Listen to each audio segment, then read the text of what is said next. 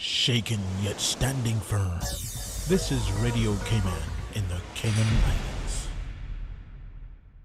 The following is a paid political broadcast. The views, information, or opinions expressed in this forum are solely those of the participants of this event and do not represent the views of the management and staff of Radio Cayman. Talk Today is brought to you by Subway, open 24 hours in Countryside, Anderson Square in Georgetown, and Centennial Towers in West Bay. And by the Ministry of District Administration, Tourism and Transport. Explore your history, explore your land, explore your sister islands. Oh, I think they're doing a great job. A lot of them are. Good afternoon, Dwayne. How are you? Not too bad, sir. Ladies and gentlemen, Radio Cayman's Talk Today with Sterling Dwayne Ebanks. But I do have some questions. there are more questions than answers. Radio Cayman's Talk Today. If you're ready to talk, we're willing to listen. Well, I really enjoy this program today. Cayman Islands' foremost listeners participation program. May God bless every person. Hey, good afternoon and welcome. Thank you so much for joining us on another fantastic Friday's edition of Talk Today, as we invite you to get involved, get informed, and know your candidates. In the studio, we have the excellent company of Raul Nicholson Co. as we invite you to be a part of the discussion. Stay tuned for Talk Today. Radio Cayman's Talk Today, the Cayman Islands' foremost listeners participation program. We ask our listeners to avoid statements or comments which are abusive, derogatory, malicious, or defamatory. Do not use any indecent language or make any statement which is false or misleading. Email talktoday@candw.ky or call 1-800-534-8255. Courtesy of Flow. Cayman's #1 network that connects you to your world like never before. Let your voice be heard. Once again, here's your host, Sterling Dwayne Ebanks.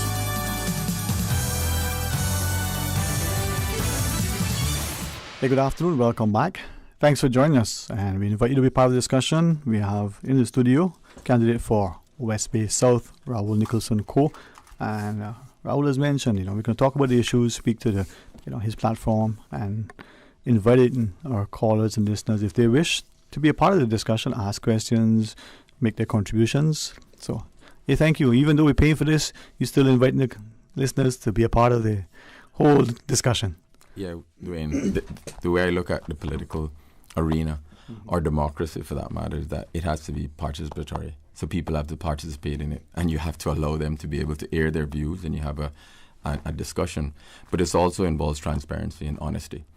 I'm an independent. There's supposed to be another independent person running in my district, but based on the meetings yesterday or last night, it's clearly that that person really isn't an independent. They're either running with the coalition. There were members of the government there, coalition government, previous ministers and senior members of the PPM party there. So, if you are, when you're going to inform voters, you should inform voters not only on what your plans are, but how you can align philosophically with people. I appreciate what you shared as listeners. I will make it for my job, but for my own edification, make an effort to attend as much of the political public meetings as possible. Right.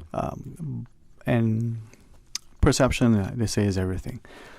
But if I may then ask, if we were given the 2009 Constitution, given this whole notion that the party system being entrenched in the Constitution is the way forward, the voters now have a very clear sort of view of what the outcome would be should this group or this party get in. But now we're seeing coalition. We're seeing almost the same thing that we saw traditionally to date. But you're speaking to more than that. You're talking about people who are independent or supposedly making alliances with...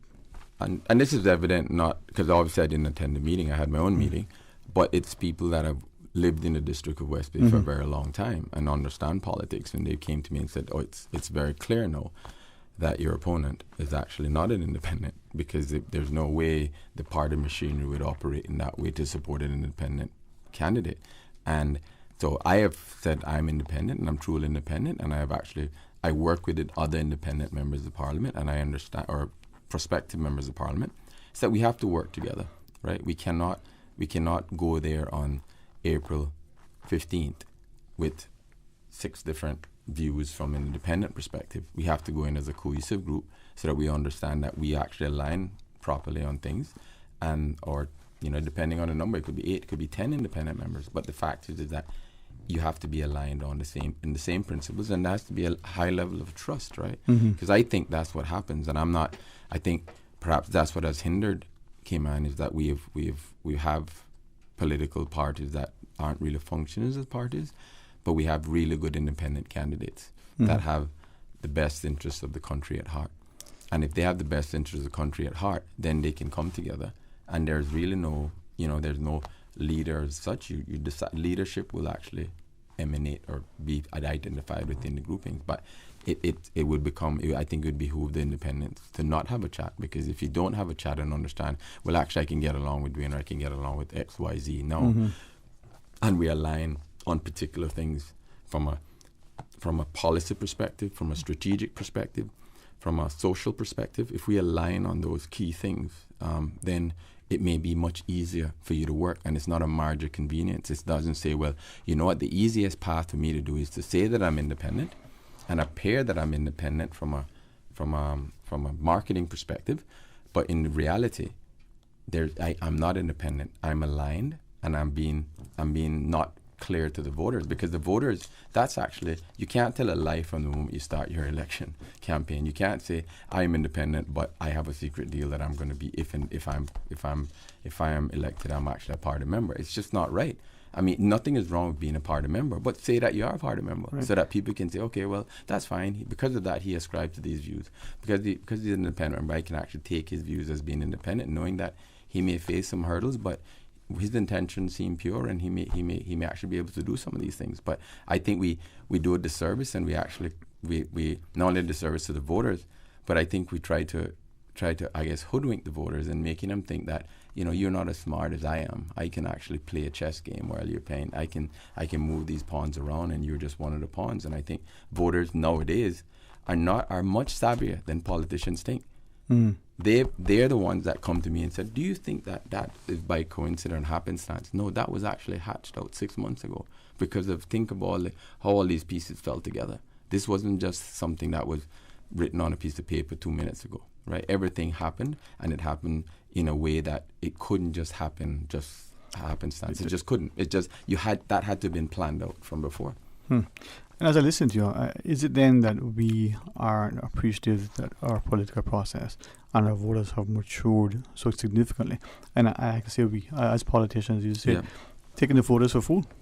Yeah, I think sometimes they do. I think they're saying certain things and creating a panacea or a veneer that this is who I am, but really it isn't. And you scratch below the surface, and you know exactly, that's actually the same demon I had 4 years ago. So why am I going to vote for those people? And you need to be voters need to be informed. You can't say, I am actually being truthful to you, and I'm telling you my plans, and this is how I'm going to help the youth, this is how I'm going to help Caymanians to have ownership in land, this is how I'm going to allow the affordable housing to be much more affordable, this is how I'm going to hit education, and then you say, well, but I'm independent, but I'm really not independent, or I'm a party member, I'm independent. You have to be straight with the voters, and as you said, they're much more savvy. In fact, I think they've always been savvy. Caymanians are very political savvy, right? And they understand these issues because they understand the history, and it's so small that they can actually say, oh, this person is connected to this one, and that's the reason why they're there.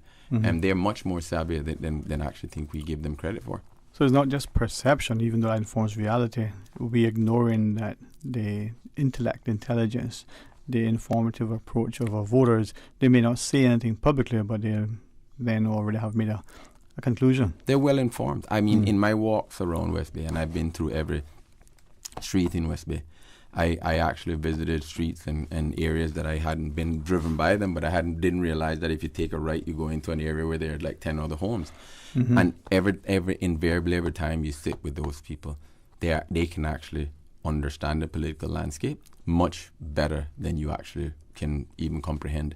They understand all the political players. They understand how these things happen. And when they ask you a question, if you don't answer the question forthrightly. They can see, they're like, well, but that doesn't make sense because this, and they will ask the question, and they will ask the tough questions, and that's what I think is the beauty of actually running in such a small society, right? You actually get to know people personally, and they'll call me on the phone and like, oh, great meeting, I was there, and one of the voters called me this morning, I drove by, came by, but I just wanted to tell you blah, blah, blah, right? Because they actually then were able to break down the process much better than I had even thought about, right? And so I think we do them a disservice. But think about how unfair and how, I guess, and not only unfair, but it's just, I think if you're going to put yourself out in the public forum to become an elected official, when you make a commitment to your voters, you have to do everything within your power to do that. But if you can't even make the commitment to tell them who you are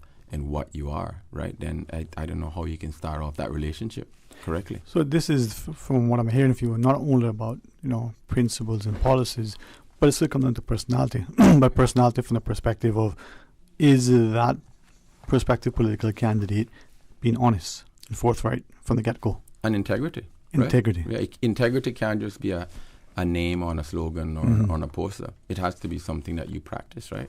And the fact is as you know, the world has progressed where everything you say can be scrutinized and recorded, and you can go back and look at it, and you can. So whatever I say today, you can be guaranteed in 20 years' time. People go, oh, but Raul, you said that on this particular day when you're on the show with Dwayne, and you have to. So when you say something, you actually have to really truly believe it, and you can't. The means don't always justify the ends, It reminds me of, my probably favorite Shakespearean play, Twelfth Night, Right. So I know not what and fear to find, mine eye too great a flatterer for my mind. That's right. What is the creed must be in me? So, as I listen to it. I didn't realize you were a thespian. No, not at all, man, not at all. But I wanted to maybe engage you further after you come out from the break and talk about integrity, talk about your views and values, talk about what you see as some of the potential solutions and policies going forward, and maybe continue speaking about the issue of integrity in the process, integrity in the campaigning, but integrity in what's going to transpire once people are returned to now what we call House of Parliament. And then maybe the call for voters to be willing to hold those elected more accountable. Of course. All right. We're going to pause and take a break. Candidate for West Bay South, Raul Nicholson Co. is our guest. The phone lines are available, and that smiling Susan sits so gingerly on her chair. Give her a call and she'll answer. Stay tuned for Talk Today. Freedom, Cayman Brack. Freedom, Little Cayman. Soft breezes, blue waters, no traffic. Unwind and rejuvenate your mind, body, and soul. Sister Island Staycations, a taste of freedom. Discover all that our sister islands have to offer.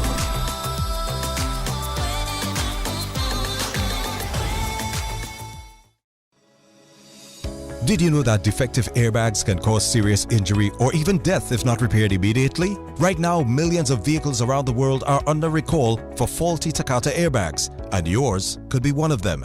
At Vant Motors, our priority is to make sure the Toyota or Ford you drive is safe. So we are offering customers a free, fast, and easy airbag swap out if your vehicle was manufactured in 2016 or earlier. Find out if you need to have new airbags installed by emailing your Ford or Toyota vehicle's VIN or vehicle identification number to service@vantmotors.com or stop by Vamp's Service Center or call us at 949-2245. Don't risk it. Get the airbags in your Toyota or Ford checked for free at Vant Motors on Walkers Road. So, Gianna, how often have you been flossing? I see. And are you still working over at the daycare? Okay. How are your boys doing? Right. Now you just tell me if this hurts. With 99% of medical claims paid in under 5 days, we're like a dentist that doesn't try to talk to you with your mouth full. That's a doozy. CG Britke. Insurance, health, pensions, life. Good like that. That thing we've been saying for 64 years? Ignore it. Eat the KFC wings, drink the KFC gravy, fill up on fries. Just please forget the thing we normally suggest. You know, that thing you used to do with your tongue after finishing a delicious piece of our KFC chicken. We get it. It's not easy. There's a reason why it's been our slogan for over half a century. But the world's drastically changed of late, and as soon as we can embrace the change, the sooner we can all get back to doing what we do best. KFC. It's good. Talk today. But I do have some questions. Talk today. Cayman Islands' foremost listeners' participation program. Talk today. Because there are more questions than answers. What the public is saying. Waiting to take your calls right now. Sterling Dwayne Ebanks.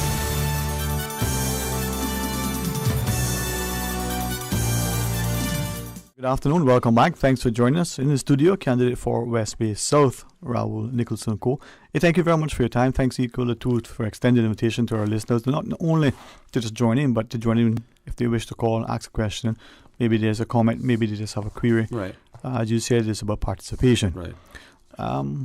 But take us away, because as we look at the whole process unfolding, we're going to go to the polls for many of us in a shortened form, a time frame that we would have expected. Mm-hmm. There's still some trying to get over that, but the reality is there's going to be God's willing, I'm looking forward to casting my ballot. Right. You know, haven't done so yet, and I can do so on a day, God's willing, right? Then I come back to work, but that's a different story. But it's not just going and marking your ballot for the candidate of choice. This is about being informed and engaged, right, and prayerfully doing so. Right. It is about being informed and engaged, and for prospective candidates or elected MPs to be that as well, is to not try to deceive the voter in not who you are, and just state your position, right? Because what happens if you don't state that your position, you then misinform the voter. The voter may have made a decision based on something you've said, and they can then they will then feel that they have not really demonstrated their democratic right, or they have been duped is the one. I mean, that's the word I would use. That's the word. They've been duped, right? So they will go into the whole process, and what happens then? We get people that are disillusioned by the process. So they will say, "Oh, I voted for this one. I voted to be represented, right, in my particular district, West Bay South, and we have not seen the member of parliament for 4 years, right? And we have new prospective members that actually not engaging properly and not giving them the right information. So younger voters are saying, but I'm going to get the same thing. So if you're different and you're truly an independent, right, then you say so. You don't create. It would be like me having a meeting and I'm an independent, and I have like everyone else come and support me. Then how independent am I, right? And as an independent member of parliament, I need to be able to work with people. And I've done this throughout my career. I've risen to the very top of CEO of a number of companies, because I can collaboratively work with people.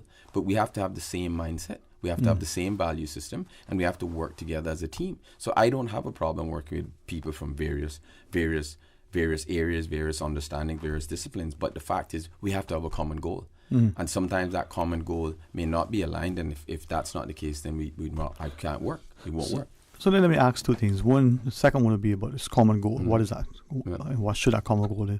But then about the independent and the notion that many go back to the campaign process of the party system and knowing. But as an independent member, you work collaboratively with others. Right. Being aligned with a party or alliance now and saying you're independent, from what you shared, could speak of a bit of deception on the part, a little bit politicking and political expediency. Right. So being an independent, what does that mean to you, and how do you say to a voter, potential voter, who say, well, independent, you can't get that done. You need one more person to sponsor at least a motion. So what does being an independent mean in your mind when you say you're an independent?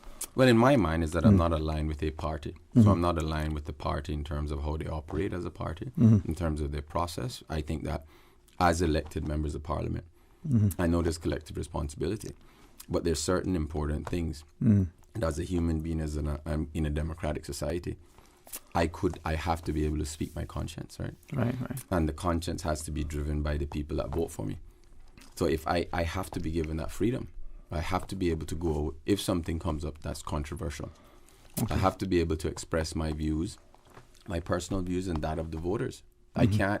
I could think it's wrong for democracy to say, because we as a government ascribe to a particular view, that we have to stick to that view. What if it's in right view? What if it's not the right view for the country? And similarly, if I'm sitting on the backbench and the government brings a motion that I know is the right thing to help our people, I'm not going to oppose it.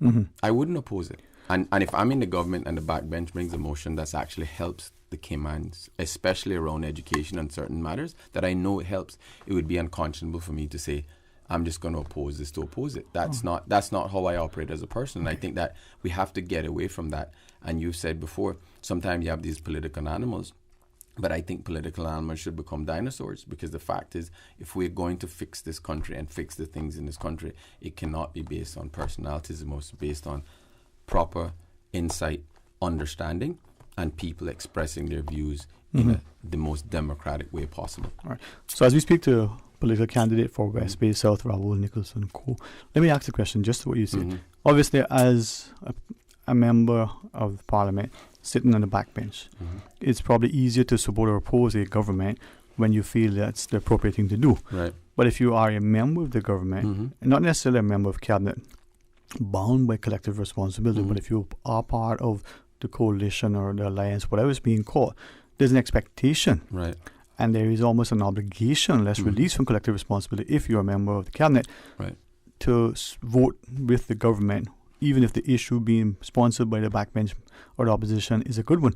How would you, in that case, sort of reconcile? Well, I would find it very difficult to do that. I think as a government, if we know something is right for the country, because that's what happens, Wayne, in politics. We know something is right, and then we go out and defend our position. If something is correct, and we know within heart of hearts, and the analysis proves that it is correct, then for us to go and oppose it just for opposing sake, then when the question is asked by the voters, why did you actually oppose it?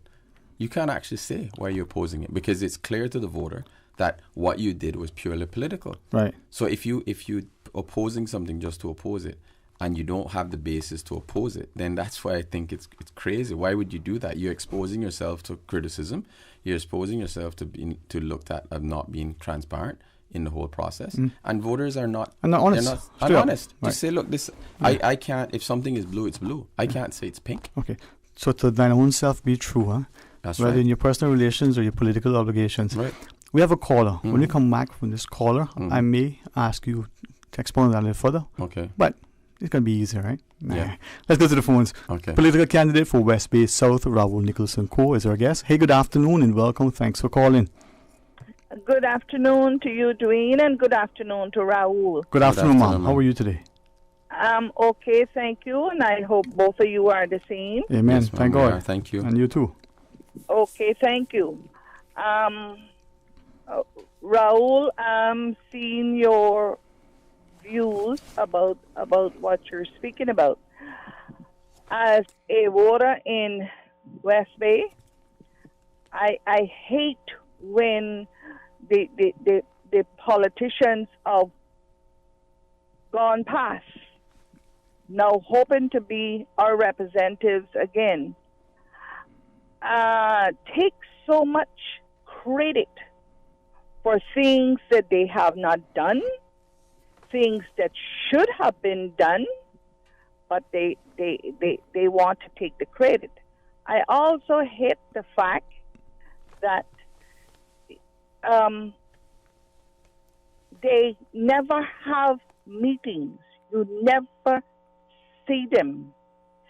They don't realize, and let me point it out to those that clap because, or applause because so-and-so said it, it have to be true, that we're paying them. We are their bosses. We should be able to hear what's going on in government. We should be able to, for them to listen to us, for us to pass our opinions.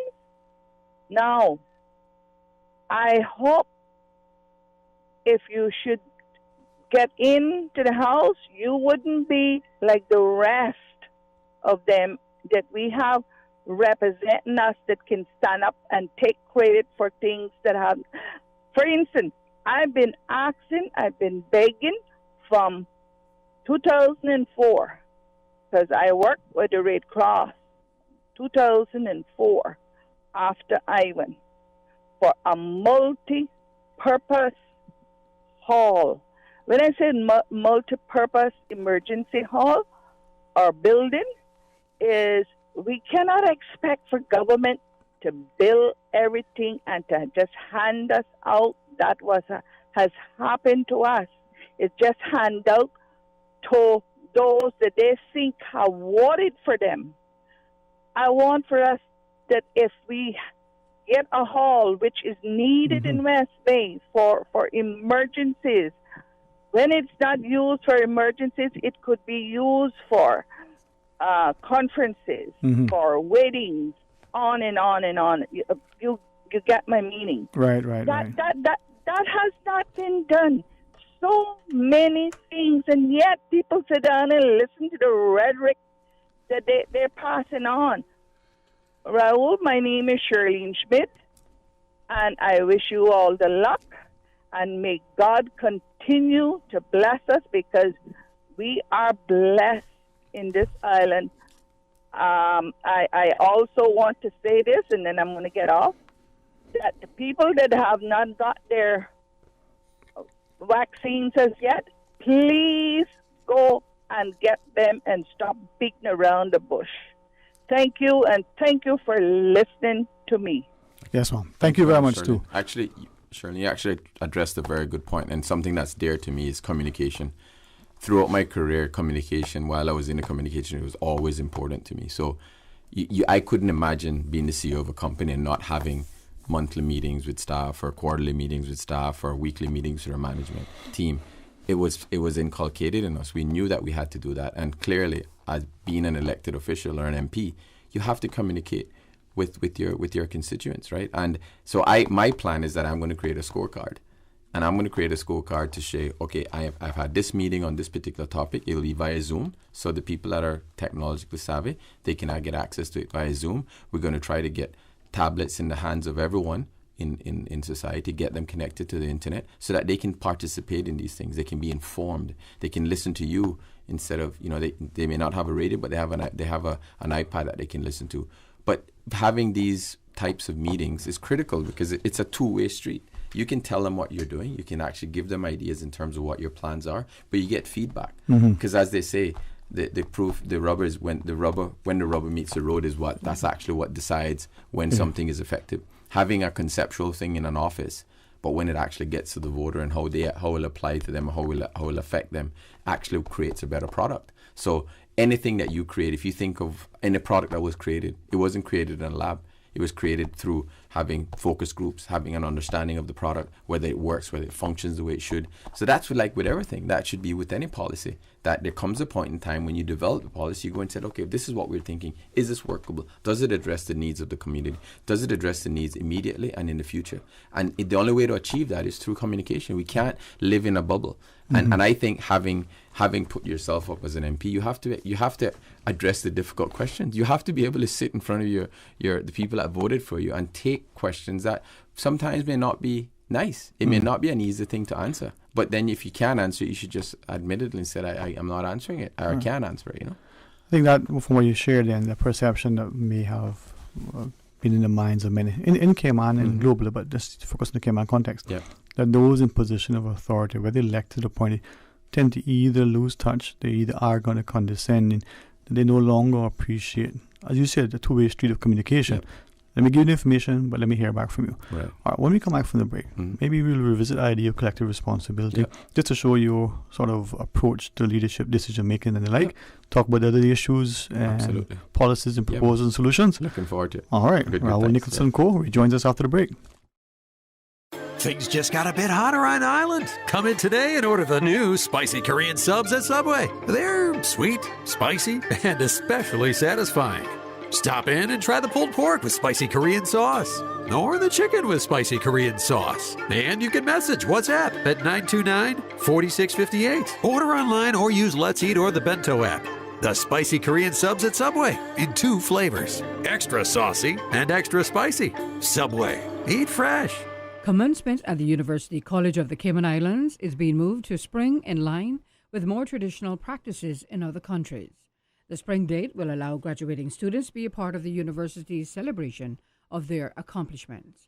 UCCI's 2021 commencement ceremony will be on Saturday, the 24th of April 2021, 7:30 p.m. at Sir Vassal Johnson Hall. Application deadline for graduating students to apply for graduation will be Friday, 12th March 2021. For all of the information on Commencement 2021 and to access the graduation form, you can visit www.ucci.edu.ky/graduation. The Cayman Islands Chamber of Commerce Pension Plan. We're here for you. Are you aware of the performance of your pension plan? The Chamber of Commerce Pension Plan provides quarterly fund fact sheets for our members to stay informed with the plan's performance. For the year ended August 31st, various life cycle funds provided returns between 9.2% and 16.5%, and our all-in expense ratio is currently the lowest it's ever been, a record low at 0.72%. Visit chamberpension.ky to review our fund fact sheets. You can see the performance as far back as 10 years. Remember that pensions are a longer-term investment strategy. Focus on the long term rather than the short-term returns. The Cayman Islands Chamber of Commerce Pension Plan continues to perform for you. Talk today. But I do have some questions. Talk today. Cayman Islands' foremost listeners participation program. Talk today. Because there are more questions than answers. What the public is saying. Waiting to take your calls right now. Sterling Dwayne Ebanks.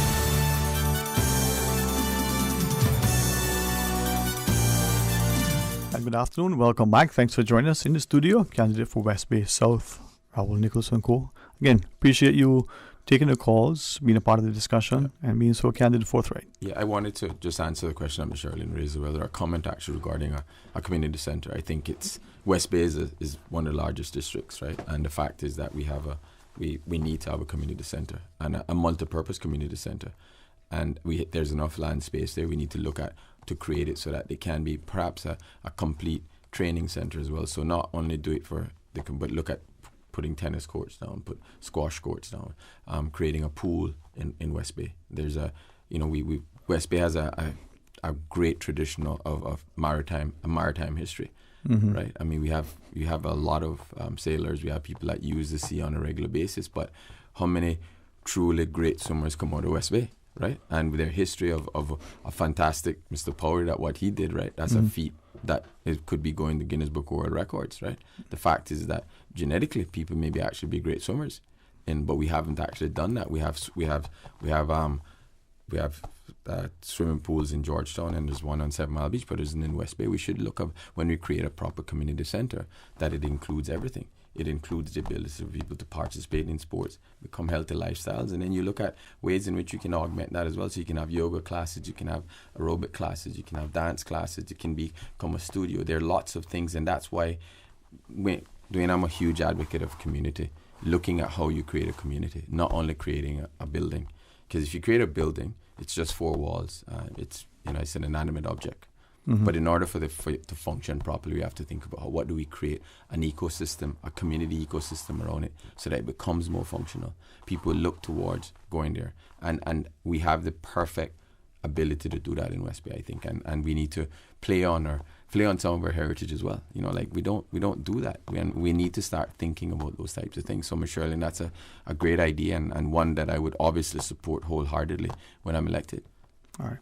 And this is what you say, the strength of the community being supported and nurtured and making it accessible.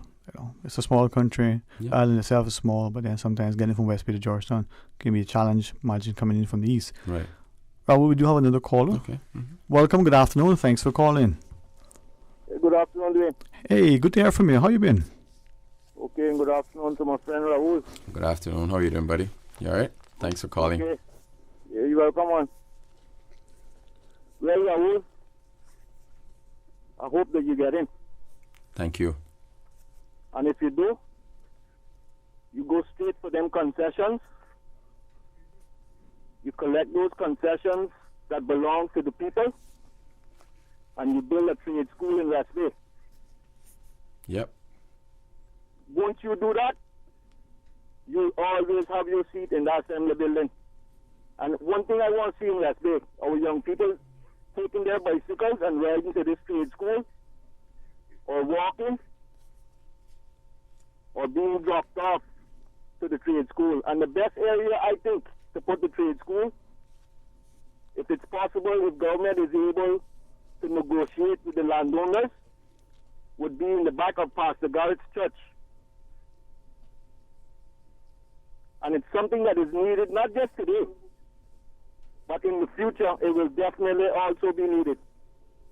Thank you. Yeah. All right, thanks very much. I mean, a trade school is critical. I think that we've been saying this for years. It's not only lawyers and doctors and accountants are created, but trades are critical to a country like Cayman. That there's a lot of development, and there's a fantastic.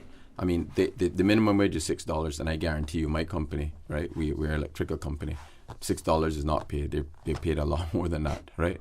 So there can be decent living, but we need to train our Caymanians to be able to take advantage of these things and be less reliant on having to import labor for these types of trades that I know the Caymanians are able to function. Because in the 80s and 70s and 80s, when condominiums were being built in those times, the vast majority or everyone working on those sites were Caymanians. And the companies were run by Caymanians as well. Okay. And I'll ask you about that maybe in a second, but just quickly revisit the notion that we were talking about earlier, collective responsibility as an elected member of parliament. Right. And if we could go back to December, the legal practitioners bill or legal services bill was being mooted, and it seemed just from the discussions in the House, the discussions outside, that maybe some members voted but may not necessarily have voted according. In that instance, if you were there then, so we got the benefit of hindsight, or we can talk about it because it's already transpired. If you were a member of government, cabinet or otherwise, how would you have voted in that instance for a legal practitioners bill? Well, I mean, I would have to vote my conscience, right? In terms of, it would be a very difficult thing, right, to make a determination. I know that bill has been going around for a very long time. Yeah. A very long time, and there were changes made to it, and there were amendments made to it, right?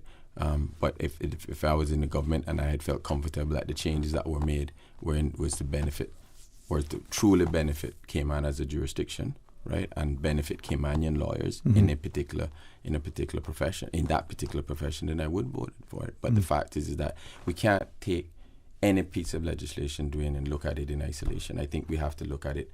How does it benefit the people? How does it benefit society? And then we make a determination. And we have to be able to do that. And I, as an elected official, if we're not given that opportunity, I know collective responsibility exists, but I do believe that proper discourse.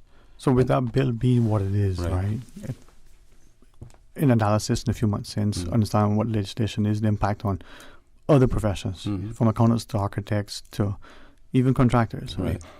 Would you consider that is in the best interest of the country, from what you know of the bill, despite all that's transpired, but seeing the provisions of the bill and the potential as it has created now for more outsourcing of that sort of work? It allows some more outsourcing into other jurisdictions, but it's not like that didn't exist before, right? That's now legalizes it. No, it's legalized, right? And that's the issue. It was happening already, right?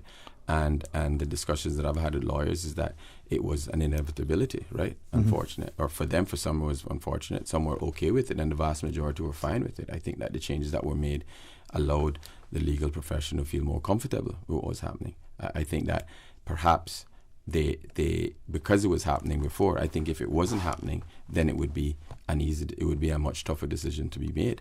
But it almost created a position where it's now legal to do what they were doing in the past anyway.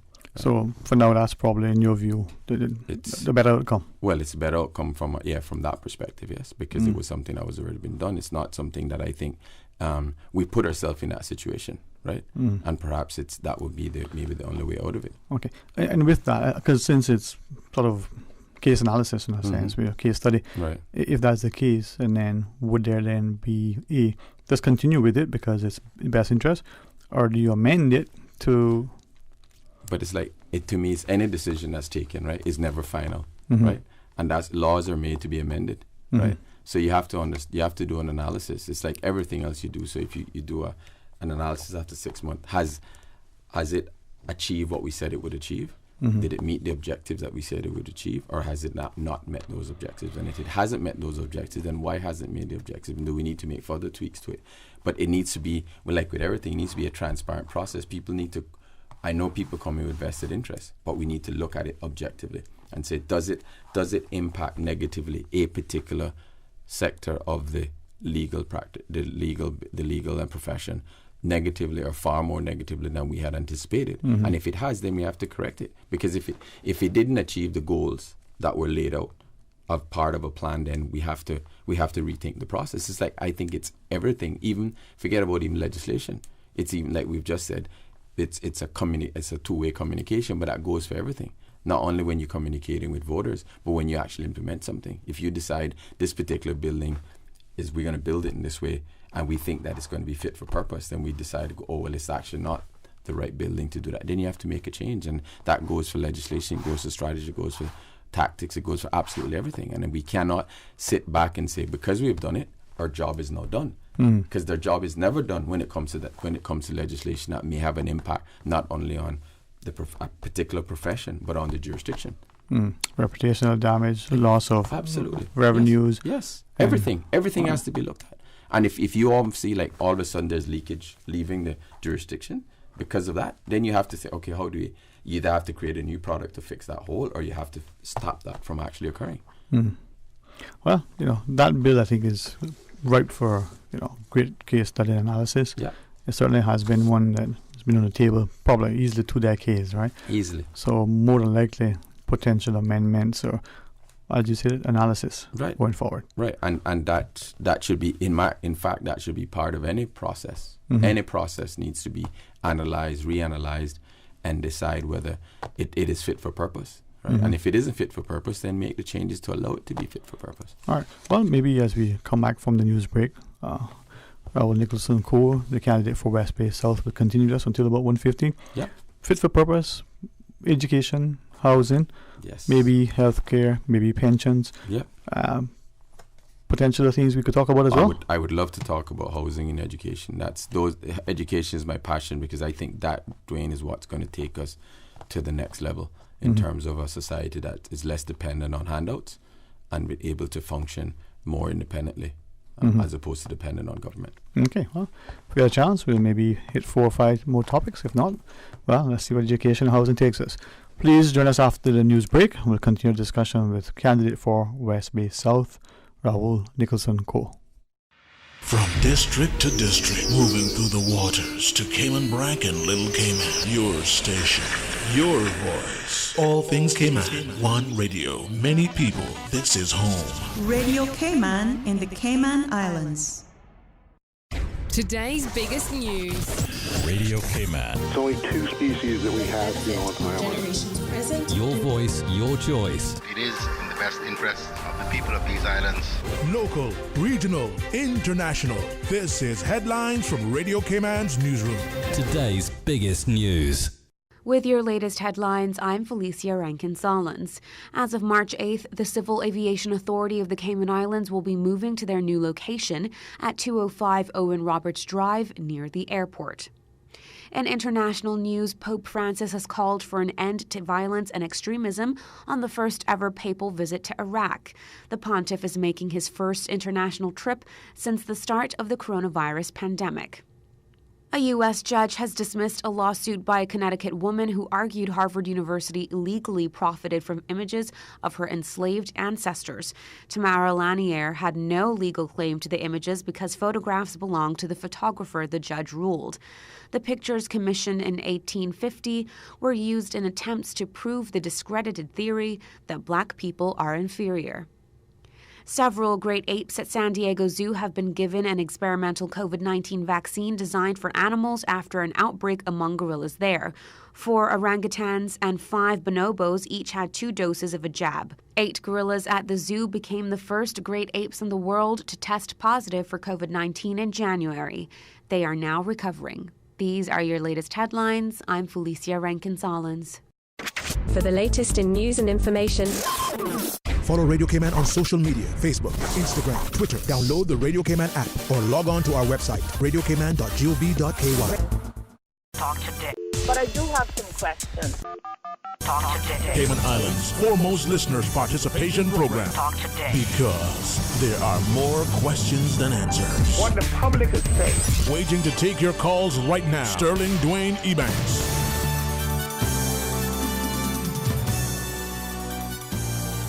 Hey good afternoon. Welcome back. Thanks for joining us, and thanks too for the opportunity afforded through Radio Cayman, and in particular talk today, to access our political candidates. The elections are on the 14th of April. Wow. Not far away at all. I don't even know what today is, because that means that I would have to immediately understand that elections are almost tomorrow, so to speak. Yeah, it's 5 weeks away. All right. Well, joining me, political candidate for West Bay South, Rahul Nicholson Co. And thanks for your time. And equally, the phone lines are open. And this is a paid political statement, but you were, being in almost like we're just there. All right. But I mean, a paid political, it doesn't matter to me. It's like the fact is that we're chatting off the air in terms of how we can meet people, right? Mm-hmm. The fact is that if I go and meet someone out in the district, and I speak to them in an open and honest way, and that's a face-to-face conversation. You don't know what you're going to expect from them. Mm-hmm. You don't know what sort of response you're going to get. You don't know what sort of reception you're going to get. And if you're taking that chance, and perhaps it's more comfortable because they're one-on-one, right? But the fact is, if I am on the radio, to me it's the same interaction. It's just over the airwaves. I am speaking to prospective voters. They're listening to what I'm saying, and they may have a comment. Either we may have a disagreement on a particular matter. And why don't I open myself up to be able to take those questions? Because maybe perhaps it can shape how I view things as well. Because I can't just think that an idea that has been created by either me or my advisors is actually accurate. It may be accurate from our perspective, but we not have taken into account other perspectives. And I think that is the way to shape policy. It cannot, but I also don't want to say that you do analysis to paralysis as well. Is that we have to know what the objectives are, and what the objectives are. We may have 80% of the answers, and then we should do it. The other 20%, the incremental 20% won't actually make the product any better. And this has been proven in economic theory, Pareto optimality. You don't need the 20% to actually make it more perfect. Pareto talk about 20% of people do 80% of work, right? Exactly. It's the same thing. It's the same thing. So you can't wait the analysis to paralysis. But I think that we have to be able to allow people to participate, and we can't participate behind walls, right? It has to be our open lines of communication, and this is one way of doing so. In that participation, if you mindful now, if not, you can think about it and come back later. There is this growing perception, and it's almost becoming an accepted practice, that in our society, we point fingers at the public sector. So civil servants and the like, you can't participate publicly, you can't contribute, you can't voice an opinion, you can't give a suggestion. And that seems to be accepted. Now, I have a different view, but it's also very evident in the private sector. You work for Bank A, for instance. But as employees of Bank A, you don't engage in the political process, particularly unless we, management, approve it. Two things. If that's the growing practice, your view, how is that affecting and impacting our democracy? Is it negative or is it not? And then how does that preclude good opinions and good hands doing good work? Well, I think it does disenfranchise voters, right? I mean, the fact if someone is interested in getting politically involved, they should be politically involved. And I also think it limits the pool of people coming into politics as well. So if you want new leaders, you can't just pick a leader out and within 1 year and say you need to get them involved in the process to understand what's happening. And secondly as well, I think we need to stop this era of victimization. And I think that's what prompted a lot of business to say, look, if one of my senior managers take a position politically and decide to endorse a particular candidate or whatever, right?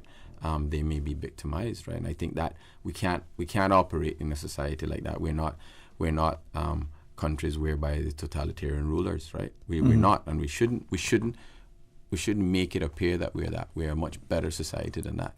And I think as politicians or aspiring politicians, we have to give people the freedom to be able to express their views, but also to understand that there will be differing views, and for us to be able to take those views on and be objective with them. But this is the first step as well, you see, Dwayne, because the fact is that you can't, if you're going to engage with the public, you have to allow make the public feel that they're comfortable with being able to express their views, and you not taking a personal position based on their views. I think that not allowing civil servants and stuff to participate. I know they have to be objective, but the fact is they vote anyway, right? So they've made a decision as to who they see as the best candidate. So they do so in secrecy. But does it change how they view about their views on someone? They still functions and they still go and support any minister that's there, but they may not have necessarily supported a minister or a councillor or even a member of parliament, but they still perform and execute their job professionally. So the fact is they have made that decision and voted democratically in privacy, but why couldn't they do so publicly and overtly? I just think that it creates a smokescreen that really maybe isn't an issue.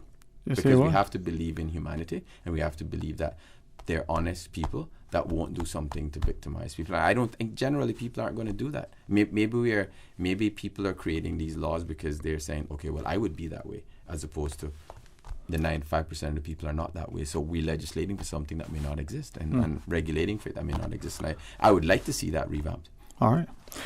Now, that's a discussion that we can continue on, but housing and education. Two things you wanted to... Yeah, I mean, housing is, and education. Education is obviously, in my view, Dwayne, is critical. Right? It's critical to allow us. I mean, you and I are testament to that. Right. I mean, I grew up in Northwest Point, extremely humble beginnings, and through hard work, through continuous study, and through working at retooling and re-educating myself, I was able to arrive at very senior positions. Right. And the caller that actually called, the gentleman that called, actually is a childhood friend of mine. We grew up together in Northwest Point. He knows who I am. I know him. And we would ride our bikes down Norris Point at a very young age, sometimes without lights, right? Jump off the iron shore. Right, jump off the iron shore, jump off the Mick Trader. We all did all of that. But the fact is that, I was given an opportunity to become educated. And I think that any child given that opportunity and to be educated will be successful. And not everyone is going to be an executive. But the fact is we have to allow those that aren't executives or professionals to be educated. A trade school is integral. Right now we have the opportunity to retool and retrain those persons that work in the tourism industry so they can actually go and be retrained. I mentioned this in the previous, when I was here previously. Why aren't we taking those persons and retooling them and allowing them to be trained to become more marketable in this new environment, whereby instead of, they may not be boats going out to Stingray City on a regular basis anymore, because the cruise ship industry isn't going to come back now, but that boatmate or boat captain, the boat captain was able to manage people from different skill sets, different understanding. He had a boat and he had hundreds of people on the boat, had them all happy. He may be the perfect manager to a restaurant because he understands customer service. He understands how to get people quickly to do things, and so he has the managerial skills already. But that boat captain may not have a job now, and maybe pay that stipend, retrain them to become a manager. But we have to also demystify that as well, that it isn't a career that we shouldn't aspire to. We should aspire to it. But the other thing on education, we have to make it affordable as well. We have to make it affordable so that kids can look forward to doing it in a way that they can get all the training and get all the skills to be able to do so. And my view is STEM. STEM, we've discussed this before as well, and STEM shouldn't start as an after-school program. Right now, there are STEM programs in a lot of private schools, but it's an after-school program. It's a club. It shouldn't be a club. STEM should be a focus from the onset, from the moment a child enters the formal schooling system in the primary school up until they graduate high school, because then we're going to have properly trained people. And on the affordable housing side, I think we have to look at how we actually reduce the barriers to entry for young Caymanians. There's a threshold, as you know, that was set, that they pay 7.5% stamp duty or is waived if they bought a house, their first home, at a particular threshold. But the price of homes have actually risen. So the average price of a home has gone up, but the average price that they can actually get that threshold has remained, is a ceiling. So we have to be able to say, okay, now that the price of the home has gone up, we should actually increase that. Or at least, if it's increased to, let's say, from 200,000 to 400,000, they still get the benefit of the first 200,000.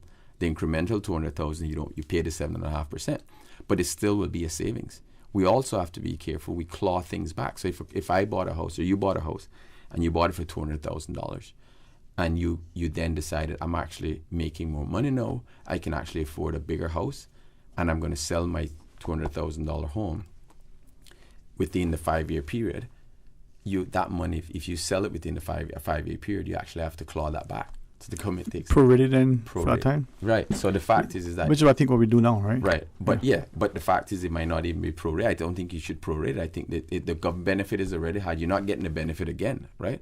But it allows you Caymanians to get ownership of property. And what is the ultimate goal of any society is to actually own an asset, right? And own something that can be generational, that you can pass on to your grandkids. And owning a home or land is something that we have to promote. Because if we don't do that, I guarantee you in 15 years' time, it's going to be extremely difficult. Let me ask two things relative to land ownership. Right. If you're appreciative of the difficult questions you shared. Right. Land ownership. There are those who say it should only be leasehold. And then there are those who say, well, first off, leasehold only to certain people? No, I don't think so. Okay. I don't think so. I don't think so. I think that there are leasehold properties now that eventually they become freehold properties. I think leasehold... Okay, how I look at it, if the government has an asset and there's an investor that wants to come and use that asset, the government could create, instead of just leasing it, why don't we create a partnership, right? So that we... Instead of selling it right out. Exactly. Okay. That could work. But the reason how for that to be able to work, I think, like I suggested, we create a wealth fund, a sovereign wealth fund, or some sustainability fund. That is a vehicle that we use for those types of investments. Right. And then once you get the appreciation of the investment or the investment, you get an appreciation or you get returns on it. It can then be paid back to central government to fund education, housing, and other social programs. Okay. And what about limiting land ownership? No single landowner can own more than X. Any particular views on that? I think that's also quite difficult to do, right? Because you have to think of ways in which to manage that. I know there are other countries where they limit the amount of land if expatriate could purchase, but Bermuda recently changed that rule. Right. They changed it 2 weeks ago, in which there's no limit in terms of what once they invest $2.5 million, they can become a resident. Right. I think I think what we have to do is protect certain pieces of property, protect certain things to allow it to remain in the government's system or the ownership of the Cayman Islands in perpetuity. One of those places is the Miramali Road. I mean, that's a fantastic place. I don't know if you've been there recently. It's a beautiful spot. It is the last stretch of beach on 7 Mile Beach, right? That should be a little boulevard. That's right. Yeah, man. And that place should be preserved, right? Because it is a unique thing. It's unique in many ways because I think that was the original road. That was the original road that ran along Bogasan Road, right? Yeah. And then Bogasan went out to, when the house was built at the end, they blocked the access. But it actually did go to and so there are many reasons for that. That's just one example. I'm sure there are many more examples, right? And we have to preserve those because that's part of our heritage, right? Okay. And I think we have the ability to do those things. We need to do it. What about land taxes, either for foreign nationals only or for certain values, land tax? I think that sometimes when you talk about taxation, it actually affects the people that can least afford it, right? And we have to be very careful in terms of how we manage that as well. I think that it needs to be, it can be looked at, Dwayne, and we have to look at, the disadvantages and advantages of it. If the advantages outweigh the disadvantages, then the decision could be taken. But just looking at it as, that's a great idea, it's a revenue earner. My view is that we need to look at more creative ways of earning revenue. So create a fund. If we have a surplus, invest the fund. Allow the market to make those decisions because that's a sustainable way. Because if you start taxing, unfortunately with taxation, it starts off at 1% and it's an easy thing to continue to get revenues from. And there's a great disincentive to direct taxation. Absolutely. Yeah. Yes. And so let's find ways in which we can actually augment revenues, which we will need in the future, but do so in a very creative manner. Yeah, man. Yeah. Well, I appreciate you spending the afternoon with us as we close out the discussion. Any sort of final thoughts for today for listeners? Right. Well, I want to tell the voters of West Bay South that this is who I am. I am a very transparent person. I am an independent member of Parliament. I am not aligned with any of the parties, and I am here to represent them in a way that they have not been represented in the last 8 years. I am here, will be their representative 365 days a year. I won't be coming around once a year or once every 4 years to see them. I will be accessible. They'll be able to communicate with me in a very transparent fashion, and that will be the first thing that I'll do. I'll set up these systems so that they know from day one exactly what I do, how I'm going to do it and how the government is performing. Because that is the only way for you to inform people and inform voters. You can't do so by saying that you're doing something or you're this person, but you're not really that person, because it takes the voters to be less intelligent than they are. And I know my West Bay people are very smart people, and they understand. They can see stuff more clearly than I think we give them credit for. And I am not that person. I've seen these people. I see the salt of the earth type of people that truly understand politics and understand issues that go way beyond what we give them credit to. And I give them that credit because I've met the people. I speak to them on a regular basis. All right. Raoul Nicholson Co, candidate for West Bay. So thanks for it. Thank you. To you and the family, have a safe, blessed, productive, and enjoyable weekend. Yes, thank you. What I say, see you when I see you. Yes, right. Next week. Yeah. We're going to pause and take a short break, and when we come back, Susan sits over there, as she always does, and makes sure it works perfectly. I'm going to sit here. Give me a call so I don't be alone. Stay tuned for Talk Today. The preceding was a paid political broadcast. Radio Cayman is pleased to feature this special Sister Islands historical vignette, brought to you by the Ministry of District Administration, Tourism and Transport. Explore your history, explore your land, explore your Sister Islands. Sometime before 1837, a Mr. William Ryan, a restless traveler from Dublin who had worked in New York, jumped ship in Colombia. He would then go to Jamaica, where he trekked by foot from Kingston to Montego Bay, and somehow found his way to Cayman Brac, where he married the lone daughter of Stephen Foster and Elizabeth Christian, a Miss Sarah Christian. The two had 4 sons and then moved to Roatan, Honduras. Following Ryan's passing, Sarah Ryan went to Belize and then moved her sons back to Cayman Brac and brought with her an impoverished carpenter named William Kirkconnell. The two would later bear a son named Watler Kirkconnell, who went on to establish one of the most prominent Bracker families. Information from this historical vignette was sourced from Founded Upon the Seas, A History of the Cayman Islands and Their People by Michael Creighton and the New History Committee. Radio Cayman is pleased to feature this special Sister Islands historical vignette, brought to you by the Ministry of District Administration, Tourism and Transport. Explore your history, explore your land, explore your Sister Islands. Explore your history, explore your land, explore your Sister Islands, the ultimate staycation experience. Your culture, your freedom, the land that time forgot isn't gone. It's your Sister Islands. Discover all that our Sister Islands have to offer. We give you honor and praise, adoration and glory. Radio Cayman.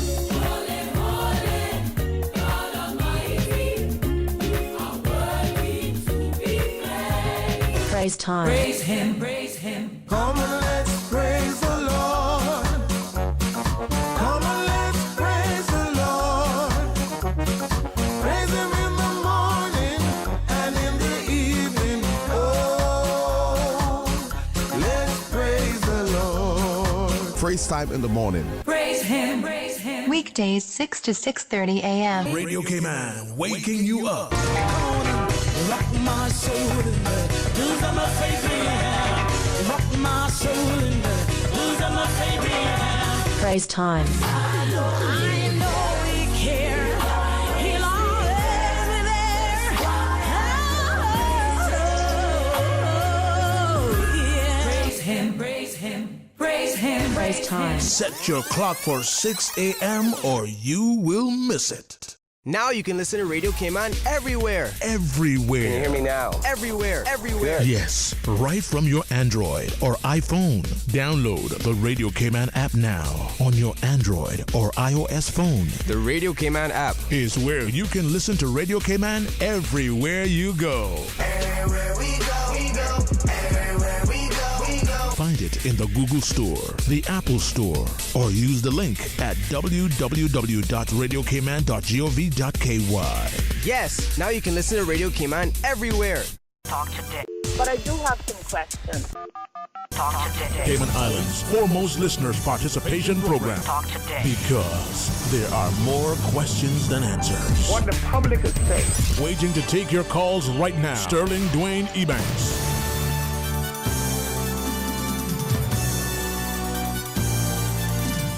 Hey, good afternoon. Welcome back. Thanks for joining us. We're going to have some open line for the remainder of the program.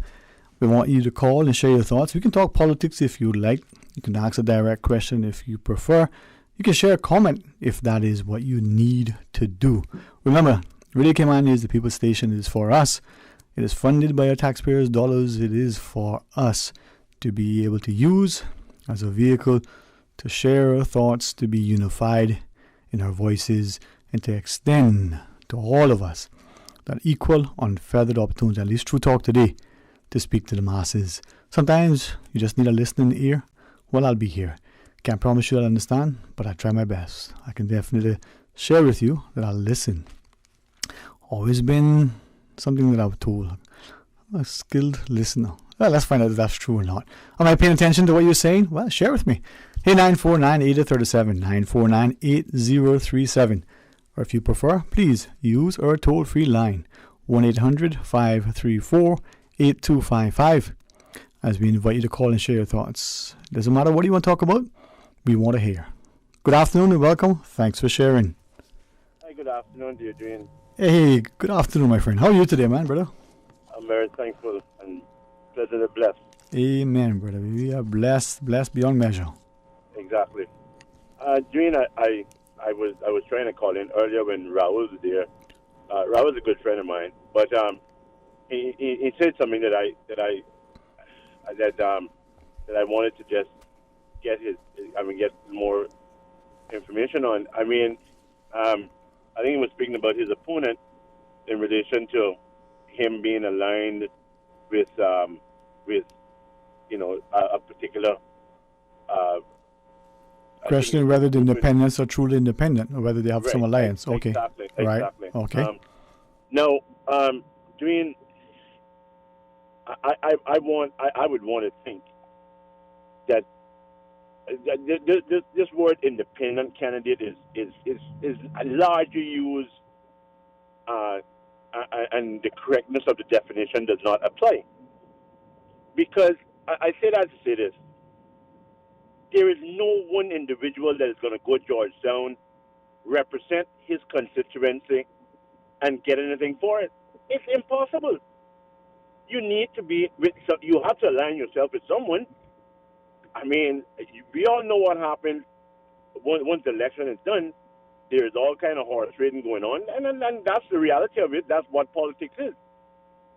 So I don't think, in my opinion, that there is never going to be any one independent candidate, truly independent candidate, because at the end of the day, you have to, if you want to be a part of the government, or you just want to be a one-termer and just sit down and twiddle your thumbs and get nothing done for your people, then you got to be a part of some grouping.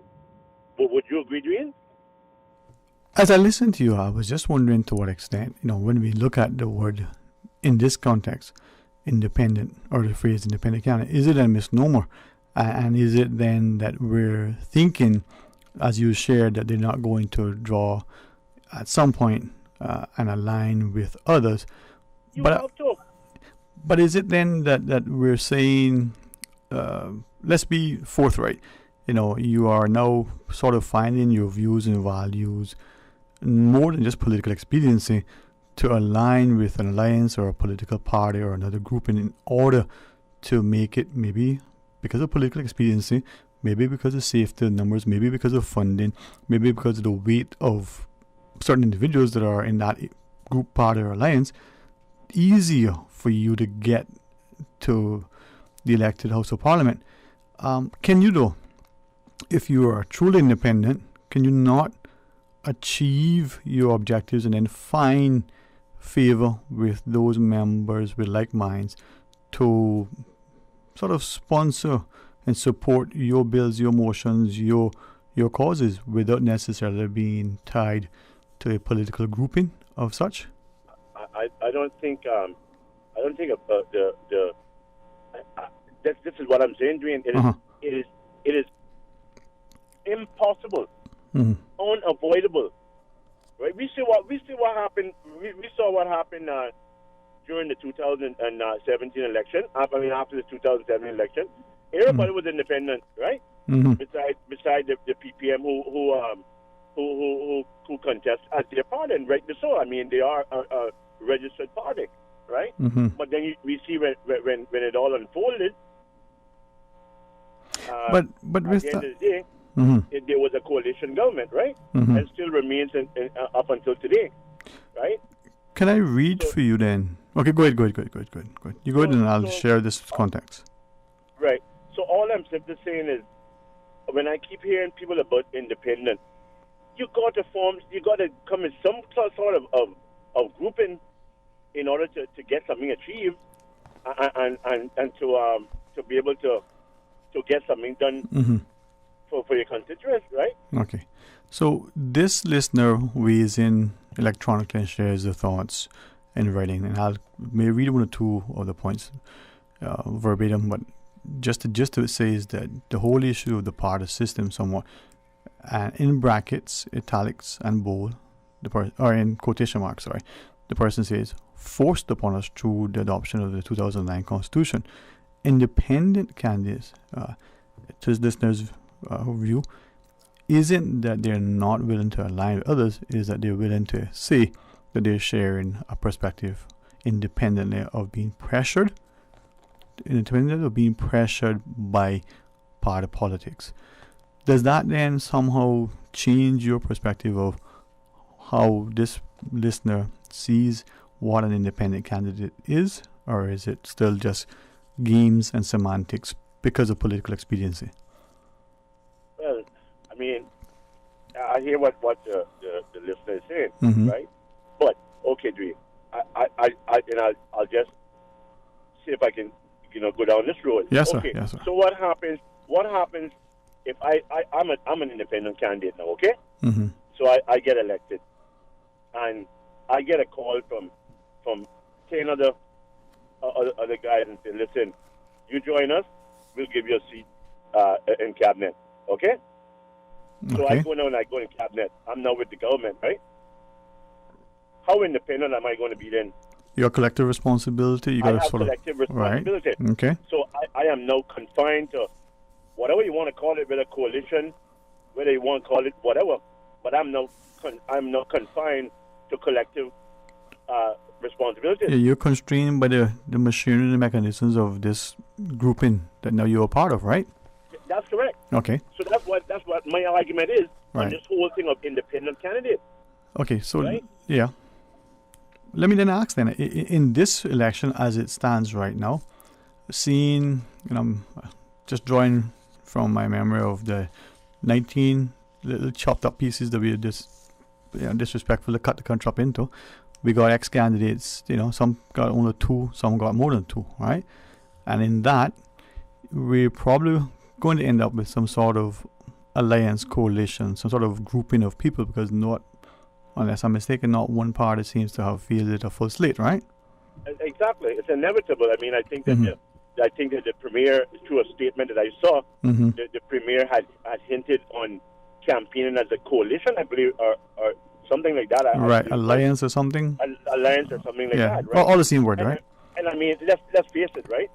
So the Premier, formed the government with members of that was independent, and that was part of the old UDP. He formed a coalition government, which I think has really worked well. I mean, especially dealing with the pandemic. I'll never stop giving praises to the Premier for his handling of the pandemic. Never. But isn't then two things? And one, that praise also in respectfully to the medical personnel, the government, whether elected or appointed, whether from here or the UK or otherwise. A lot of that does not rest in the civility and the respect and respectability of all of us in the population for trying to, at least abide by some of the rules, however difficult, at least trying to show some semblance of respect and follow, as hard as it may have been, the rules in order to, make us as safe as we can until we can get to a better place. Well, everybody. I mean, you did have a couple of people that bend, broke the rules. Some people can't behave, huh? The rules, yep. Right. So some people, you can dress them up, but you can't take them out. So somebody can't dress them up. Right. So, I mean, so in respect of everybody played their part, but I'm talking about the legislative role, the way in which he didn't bend under pressure from the many businesses that were saying, "Oh, well, listen, you got to open up now. You can't do this, you can't do that." And look at where we are today. Right. But even with that, though, didn't we see? Today, right? Yeah. Didn't we hear allegations that, let's say, in the financial services sector, law firms, like, didn't we have allegations through the press briefings that it seemed like some businesses were being opened much sooner than others? Some were given, I forget the term, preferential treatment and access over some others. So even to that, then cases go by favors, it would be alleged. Yeah. Okay, but I didn't know. I don't have any concrete, information. Regarding that. But yeah, I just think doing that they will never ever be a true independent that go down to that legislative assembly, because he's got to align with himself with somebody, and that person is going to influence his decision making, regardless of what. Yes, he may say, well, my morals will not allow me to do certain things. Understandable, but you're going to be influenced in some way, shape, or form. But then during exactly that political right. career. But then doesn't then potentially this time around, relative to the political landscape, as opposed to last time when we went to the polls and we saw clearly defined parties, we saw the independents. This time now, could what we're witnessing be a direct reflection and acknowledgement that the voters of last time soundly rejected this notion of being forced to adopt party politics and wanted to at least select the people that they thought would be better choices, hoping that they would then make, better decisions, more, involvement and the like. Now, it came down to, I guess, some semblance of political expediency, but could that be the case then, that now we're seeing what we're seeing because the voters sent a message very clearly last time that they'd rather their loose alliances and the informalness as opposed to the unruliness of the party without the discipline that accrues to the party? There was that major shift in independents voting for independent candidates. But now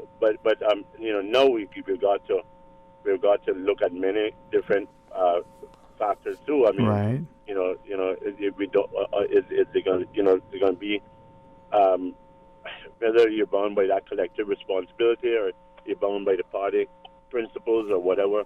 I don't know. It's just a waiting game for you to see exactly how the electorate is going to is going to respond. Yeah, man. Right? Yeah, man. But that was just my thought on it, Dream, and thank you for the time. Thank you, man. Really, really appreciate you, listening and you weighing in, and I'm sure you've encouraged others to do likewise. And hey, thanks very much. I hope this platform, and in particular talk today, not just Radio Cayman, is able to allow people to feel welcome, feel safe, and expressing their views. So thanks very much, man. Have a great weekend, Thank okay? you, man. You too. Blessings.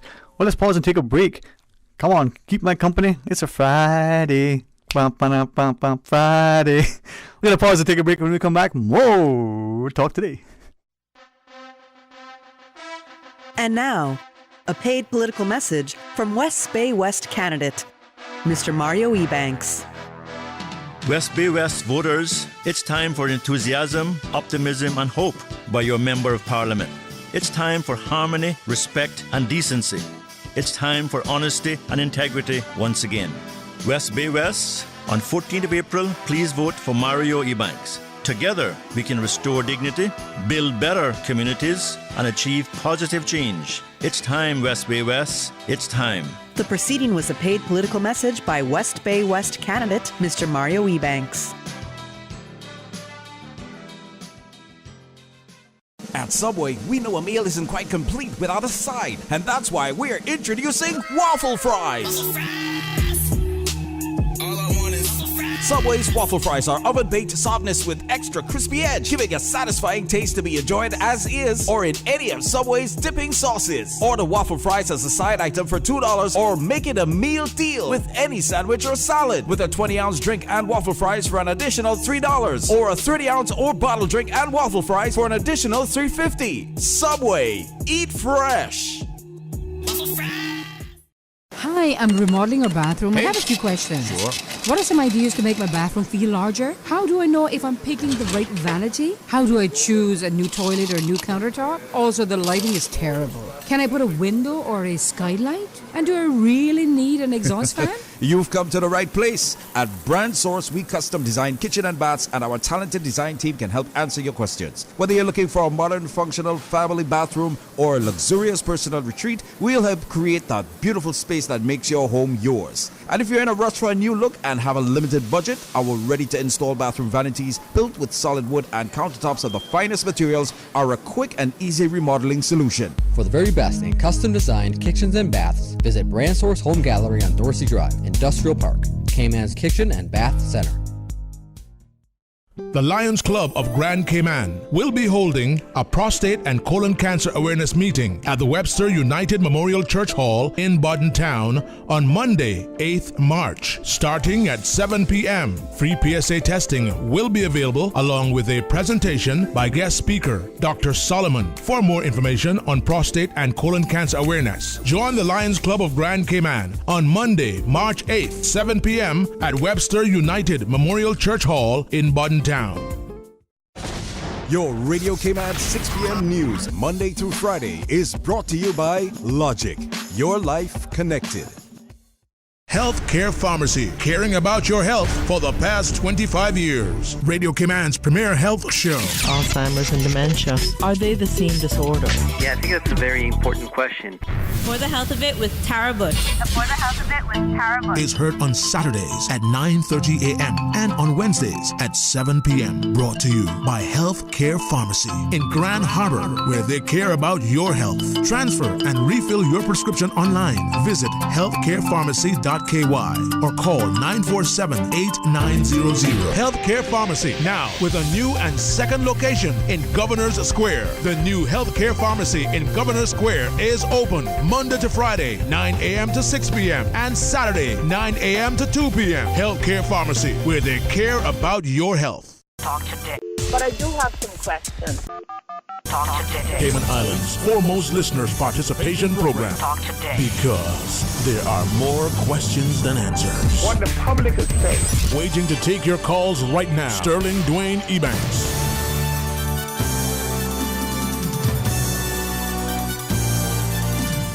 Hey, good afternoon. Welcome back. Thank you for joining us. It is open line as we invite you to be a part of the discussion. Toll free with the compliments of Flo at 1-800-534-8255. Let's go to the phones. Good afternoon. Thanks for calling. Good afternoon. Hi, good afternoon. How are you today? I'm doing well. How you doing, Dwayne? Man, blessed and thankful and making a good day better. Good stuff. I was hoping to catch Raul in there earlier. I just wanted to get his views on a couple of I wouldn't want to call them issues, but things that I think that need to be looked at in the community. Okay. Well, pause them out there, man. I mean, maybe the next time when he's on, you know, he may be making notes if we can remember to write them down here and pass them along at the same time. But those are issues that give him time to formulate his thoughts, even if he hasn't had yet a chance to do so. So. Yeah. I mean, either him or any other politician who's going through it. You know. There you go. Because I feel like the public transportation system is a little bit unreliable. In the sense that it's not available all the time, you know, because I know some of these drivers own their own buses, so they get to choose their own hours, I assume. Yeah. And, like, for example, West Bay, I see West Bay got 3 numbers. They have number 1, number 2, and number 3, and they all go along the same route. So I don't see the point in having 3 different numbers, you know. I think they need to try and just tweak it a little bit, just so that it can be available for everyone. Because I know there are some people who need to get off on the bypass sometimes, I think, going along that area. And also going into town along A.L. Thompson, there's no sign of public transportation anywhere there, you know. And I really think that needs to be looked into. Not everyone has transportation or can afford it.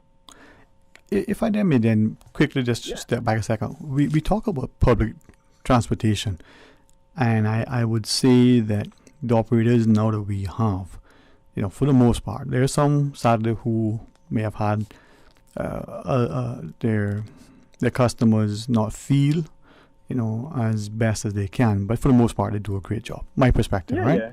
Yeah. But do we really have what is in other jurisdictions perceived as proper public transport?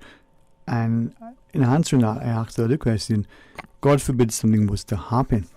The issue of liability, is it on the independent operator, or is it some blanket and tacit, or at least tacit, acquiescence on the part of the government that they absorb it because we're promoting it as public transportation? Public mean, the government. Mm-hmm. And then, for those who come from the jurisdictions that would ride it, would expect that there's going to be a certain level of operation in terms of reliability, safety, security, and the like. The operators themselves have alleged over time, as has many of their riders, that a bus, the small minibuses, don't necessarily follow the route. It may be driven in a faster than accepted manner. We've seen instances of accidents and overturns and the like, pulling off on roundabouts, stopping in the middle of the road. So the operation is more of a competitive nature to make as much money to get to the routes as fast as possible without it being as safe and as organized. And yep, there you go. Yeah, you make a good point there. That's true. So then, how do we move that forward? I mean, public transport. If those of us have not, especially if we are accustomed to either being chauffeured or driving ourselves, try using it and see what you think. Would you recommend it to others? Does it get you where you want to go? And would you use it more? Chances are, if you haven't used it, you might find it to be a great resource. But then you may have, noticeably helpful views because you're a fresh pair of eyes experiencing something in a different vein. Yeah, I mean, I've rode the buses for a number of years, and those are the main things that I found to be, the things that need to be tweaked. Where these guys, they might make a U-turn right in the middle of West Bay Road to turn around if there's no one on their bus, and they feel it makes no sense to go all the way to West Bay while someone is down there already waiting about 20 minutes for a bus. You know what I mean? Yeah. And that's all right. I mean, there's that. There's, I don't know, probably trying to increase them to come out a little later. Because I know some people who have to go to work at 12 a.m., at nighttime, and they don't have a car, so they need a ride. I don't know if buses are probably running around those times, it probably wouldn't be so much of a problem. Right. But maybe, yeah. Yeah. So what else, before we go to a break, what else you want to share? I mean, the public transport, the other issues that you may have wanted him as well as any other candidate, not just in West Bay, but across the 19 constituencies to weigh in on. What are those other issues that you think are important that we need to address and acknowledge and somehow find viable solutions that are effective, efficient, and that can be implemented? Yeah, well, without going into too much detail, obviously the economy is something that has to be looked at. I think it's going to be extremely difficult to try and bring prices down on anything. I think they need to try to probably find a way to get more money in consumers' pockets, maybe. I think maybe that would be a better route to go because, like I said, it's going to be a long process if you want to bring prices down on anything here, especially with the situation with this recession that we're facing. What would you say then? Because we always used to hear people, in particular the private sector, through the Chamber of Commerce in particular, we got to reduce the size of the public service, too many civil servants. Maybe true, maybe not, but then if you don't know what transpires and what it takes to make the country run, you may be able to speak from a rhetorical perspective. But what about we got 19 people, we got 20-something thousand voters and maybe 100,000 people in total, whatever the numbers these days, right? What if we, instead of having 19, maybe we had 9, so we got rid of, at least half of the elected members? That could be a significant reduction in the cost of operating government and maybe increase the participation at the lower level through district councils or something similar. How about doing that? If a politician said, you know what, I'm going to get rid of half of us because we got 6 districts, Grand Cayman, 5 and 1 on the sister islands, and let's work it that way so that we respect our cultural heritage and our historical sort of makeup. How would you feel about that? If they feel they can get the job done doing that, then by all means, it would be a lot more work on top of them. Would it be though? I mean, who does the work anyway? Not the civil servants? Not the voters? I mean, we hiring managers, right? So you've been in a committee where there's so many people saying something but nobody getting anything done because too much talking? It's a Friday, bro. Excellent point, bro. Yeah, man. See, that's why people like you are so invaluable, man. You encourage good discourse. Share with us, man. What else are you thinking before we go to the last break? All right. I was a little pressed for time, but I just wanted to get that in there. Perfect, man. Perfect. You know. Hey, thank you, man. But I'll be back on Monday. God's willing, you know. God's willing. All right. Have a blessed weekend. Likewise, buddy. Thanks, bro. Let's pause and take a break. Susan, man, she is in charge. Sometimes I take license. Stay tuned for Talk Today. Now you'll never have to choose between two desserts at Subway. The new caramel brownie cookie is 2 treats in 1. Imagine sweet, gooey caramel with decadent chocolate chunks baked in brownie-flavored dough and topped with a light drizzle of caramel icing. And you have the new caramel brownie cookie available at Subway. Complete your Subway sandwich, pizza, or salad with the delicious caramel brownie cookie or any other cookie flavor and dessert. Available at all Subway locations. Subway, eat fresh. Why work with a Cereba agent? We can tell you that those letters represent a proven understanding of the real estate market in the Cayman Islands. But it also means so much more than that. Our trained Cereba agents are committed to ethics, integrity, and excellence of practice. It's all about confidence knowing you are working with a qualified Cereba agent. As members of Cereba, your trust is our promise. To find a Cereba agent today or to search thousands of listings, visit Cereba.com. Cereba, the mark of excellence in real estate. I've got some beautiful clothes.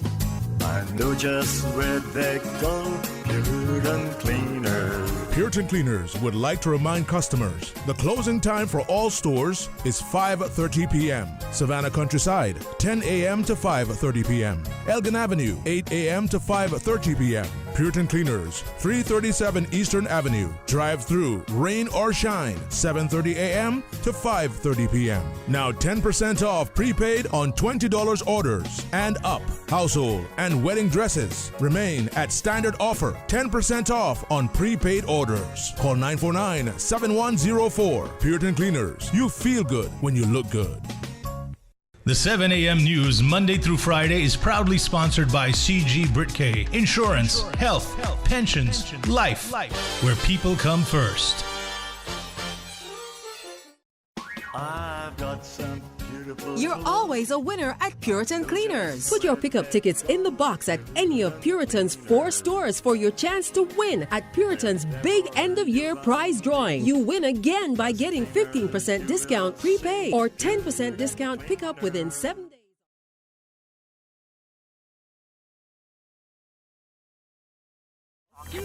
But I do have some questions. Cayman Islands' foremost listeners' participation program. Because there are more questions than answers. What the public is saying. Waiting to take your calls right now. Sterling Dwayne Ebanks.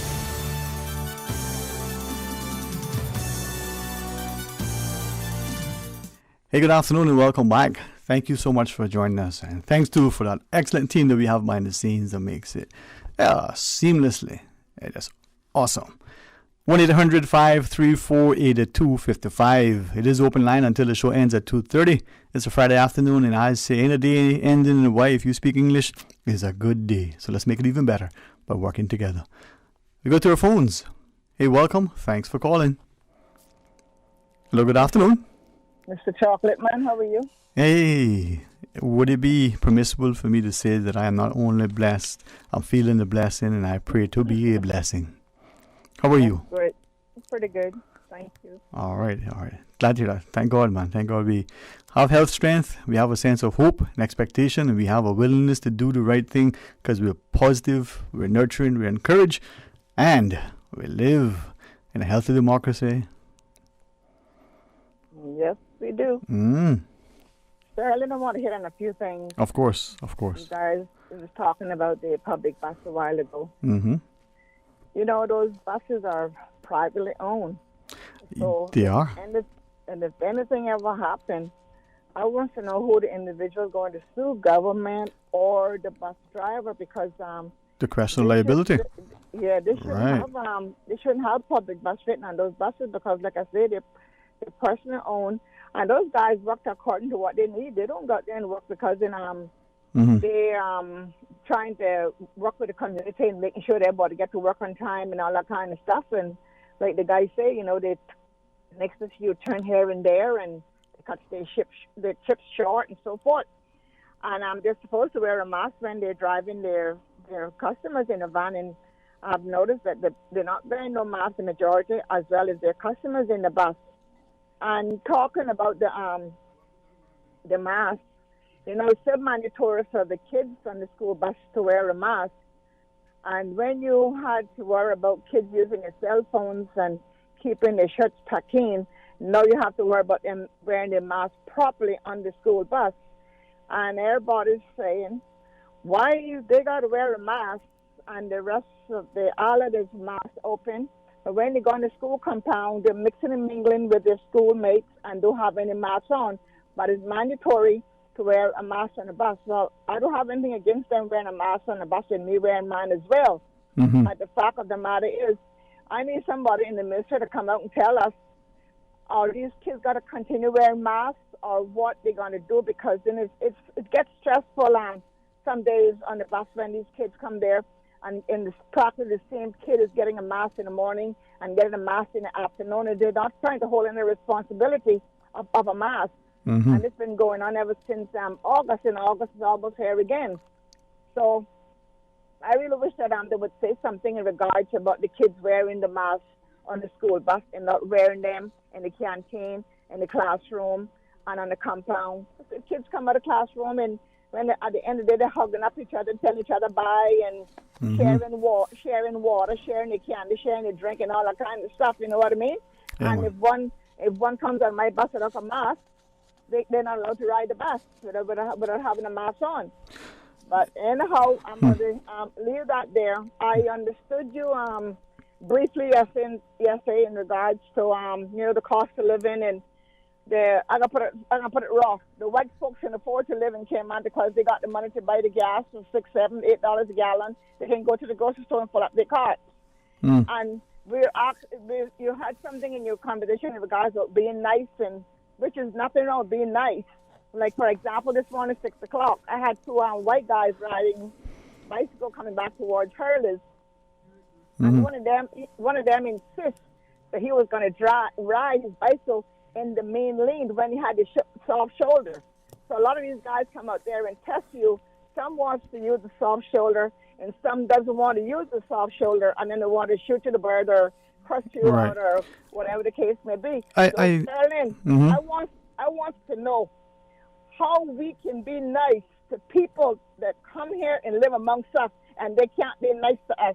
We go to the grocery store, they let the door in our face. We go to the register, they want to walk ahead of you as if they got so much authority to do what they do. But yet we, as the few Caymanians that are left here in this island, we must bend down to their level to make them as comfortable as possible and then disrespect us. Right. I don't think so. Let me ask of you then. I hear what you share, and just maybe two things, right? First, the scripture reminds us, when Jesus said to, you have no power over me other than what, I give you, right? So maybe we're at fault in allowing people to trample us. But to your first point, relative to white and black and green, purple, orange, and everything else, right? Are we at risk of further dividing our society by referring to color and class and the like? To your point, there are some who, for some reason, they come here and what they say, they don't have a pot to do what in or a window to throw it out of, allow them to get there, right? But not just white or light of shade, but I give you something that I witnessed the other day. Now, many of us drive very carefully. Some of us could be a little bit more considerate when we're driving. We now have 3 lanes on what we call a bypass, although there are more turn-offs on those bypasses, and I'm quite sure, whether they are truly, from my definition of what that word is supposed to mean in terms of transportation, right? But I'm told, right, that there was an instance not long ago on a 3-lane highway, traffic moving relatively fast, and 2 women, not necessarily light of shade, right, crossing the road in midday and walking and expecting the traffic to stop and actually stopping. Mm-hmm. Yeah. Now, and staring down the cars that otherwise, if the driver were in as attentive as well, would have knocked them down. Now, I don't know. You as a person and a car getting an accident, no matter whose fault it is, chances are the car isn't going to be the one ended up in the hospital. You know? You got that right. So that behavior of the rider, the cyclist that you talked about, and the pedestrian that exhibiting that behavior, there's seriously something wrong with the mentality of some of us. It could be, as you referenced. It's the mentality. Mm-hmm. And that's the same reason why they left their own country, because the father was on the hit list and they came to Cayman and they brought it with them. I don't know who they are, because we got very little Caymanians left. I'm not a racist person, but I'm not going to sit up here in my little small baby country and make anybody, I don't care where they're from, step on my toe. I hear you. Well, Erlen, one more thing. Yes. The school buses, when they're on the road, I am begging the people on the road, who's listening, who's not listening, please respect the school bus. Sterling, we're not going to get nothing in law until we get one of our kids killed. Well, I read that one. I pray. I hope it never goes there, but Sterling, the calls are too close when they are passing the bus door and the kids are stepping down on the last step to go into the road to cross, and the cars shoot across. Well, I hear you, and I, like you, make as much of a loving, willing appeal to us as motorists to be very careful on the road, very considerate, but especially with the school buses. But I'll share with you something that I saw, and I saw this personally. So we know that those minibuses will stop in the roundabout, so much so that we see the little sticks that they put up in the road now to prevent people from stopping in the roundabouts. But I saw a school bus in a roundabout as it pulls into the roundabout doing the same thing. It stopped. Now, I can't tell you whether somebody got off. It wasn't anybody visible that got on, but there was no way that the two cars in the front of me, nor me being the third, or the two behind that I could see, could have stopped, right, safely. But even if it did, it's in a roundabout. So, as motorists... That was my... Sterling, that was in Georgetown. Well, it was a school bus nonetheless, right? And it was... Anyway, but what I was saying is that, as accommodating that we want to be to people, we need to be considerate too of... Very much. Yeah. So, again, comes back to us as people being a little bit more sensible and sensitive, but more sensible in what we're doing. So if you're riding our bikes or if you're crossing the road, be careful. But as motorists, be cautious. All right. Hey, thanks very much. Any quick points before the news? Well, if anything, I'll call you back. There you go. Thank you so much for that. All right, let's pause and hit the news. Thank you very much, Mom. Enjoy your weekend. If you call back, we'll hear from you. But if not, hey, blessings for the weekend. All right, more talk today after our news. Satisfaction is guaranteed 24 hours a day, whether it's music or information. From Grand Cayman to Cayman Brac to Little Cayman, we've got you covered. You ever hear a thing like that? Radio Cayman in the Cayman Islands.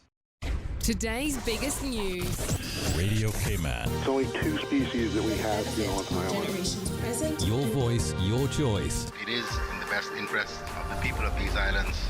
Local, regional, international. This is Headlines from Radio Cayman's newsroom. Today's biggest news. The National Roads Authority, Planning Department and Elections Office are reminding candidates and supporters planning permission is not required for the placement of signage. There are no limitations regarding size. Approval must be sought from the landowner before any signs are placed. The placement of signage must not create an obstruction or impede the sight of motorists. In international news, the Duchess of Sussex, in a clip from the couple's interview with Oprah Winfrey, due to air in the U.S. on Sunday, Meghan was asked why she has decided to give an interview now. She said it was really liberating to now feel able to speak up for herself. It comes as Buckingham Palace is investigating claims the Duchess bullied royal staff. President Jair Bolsonaro has told Brazilians to stop whining about COVID-19 as he criticized measures to curb the virus despite a surge in cases and deaths. His comments came a day after Brazil saw a record rise in deaths over a 24-hour period. Brazil is facing its worst phase of the pandemic yet, leaving its health system in crisis. Wisdom, the albatross, the world's oldest known wild bird, has had a chick at the age of at least 70. Laysan albatrosses usually only live for 12 to 40 years, but Wisdom was first identified by researchers in 1956. These are your headlines. I'm Felicia Rankin-Solins. For the latest in news and information, follow Radio Cayman on social media, Facebook, Instagram, Twitter. Download the Radio Cayman app or log on to our website, radiocayman.gov.ky. Talk today. But I do have some questions. Talk today. Cayman Islands' foremost listeners participation program. Talk today. Because there are more questions than answers. What the public is saying. Waiting to take your calls right now. Sterling Dwayne Ebanks.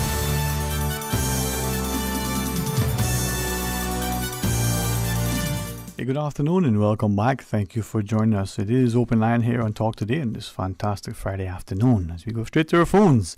Welcome. Thanks for calling. Good afternoon, Dwayne. Hey, welcome, man. How are you today? I'm all right. All right, man. Be better. See that, man? You must be in West Bay. Thanks for calling, man. Thanks for calling. Yeah, I just called to tell you who's the winner this election. So you got your predictions? I mean, there's people who is 100% clear they are winning their seat. Okay. And where you want to start, from East End or from Cayman Brass? Okay, so to what extent now do you think your predictions will either A, be accurate, or B, more importantly, influence people? I can tell you 99% is accurate. Okay, so with your endeavor to share with us your perspective, and I know some people will be cagey about their views, others will be, overly jubilant and perhaps not as not as connected and informed as they want. But what is in your view, with great respect? Is a study which is made by a group of people which is very intelligent who did this study. Mm-hmm. And I will keep some of the names, I will not say them, but some areas I am 100% sure. Okay. As you do though, to what extent in your mind are you being objective and impartial, or is this wishful thinking? So, for instance, in District A, there may be candidate 1 and candidate 2. We may like candidate 2 better because it's our brother or sister or close friend, or we have been promised something. But truly, the other candidate is the much better candidate. But we may proffer the one that we like because it's better for us. But can we do so objectively and impartially, saying, boy, it looks like this one is going to be the winner, but even though I prefer this one. So how... It's not based who I like, who I don't like. It's based in serious research and study. Okay. And then what is the benefit then of, at this very early stage, nominations Monday, it is not inconceivable, highly unlikely, but not inconceivable, that one or two of the candidates across the 19 little bits and pieces that we chop the country up into to put this nonsense in place, my perspective, okay? Could drop out. They might decide, you know what, I don't have the funding, this isn't what I thought it was, this is not for me. That is not likely, but not inconceivable. You see, I am with national vote. People likewise, all islands vote for 19 members. Mm-hmm. That's what I am with all the time. Right. But this is the system we have. This is the candidates we have. Mm-hmm. And let me start by Cayman Brac, and of course Cayman Brac and Little Cayman will return Miss Julie and Moses Corconol. That's for 100%. They are returning. Okay. Which is unfortunate No analysis, no critique. Just give me a prediction. So, Cayman Brack, you give a minute.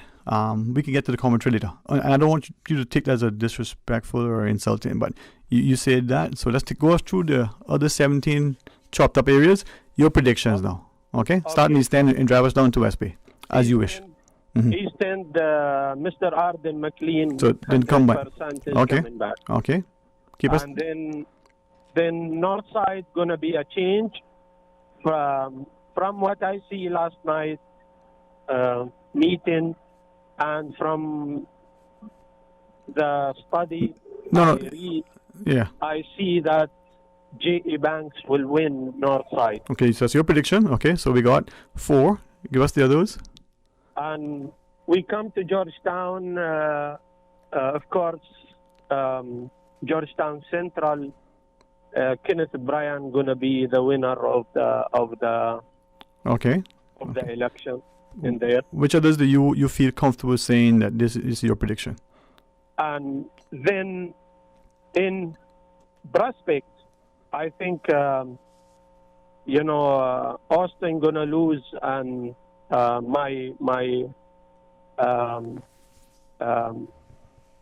what's her name? The lady. I'm sorry, I forget. This lady. So you see a change in there. Okay. Yeah, there's a change. I won't tell you my memory is. That's okay, man. Sometimes, the cigar isn't to the lips, and so therefore the mind is not as... Yes. Go right ahead. And in Red Bay, it will be head-to-head between Mr. Jackson and the Premier, the ex-Premier, Mr. McLaughlin. Maybe Mr. McLaughlin, that's what I read from the study, saying the difference between them will not be more than 40-50 votes. So you think it will be a close race? Which is Mr. McLaughlin. Okay, close race. And it's going to be tough one in Red Bay. And in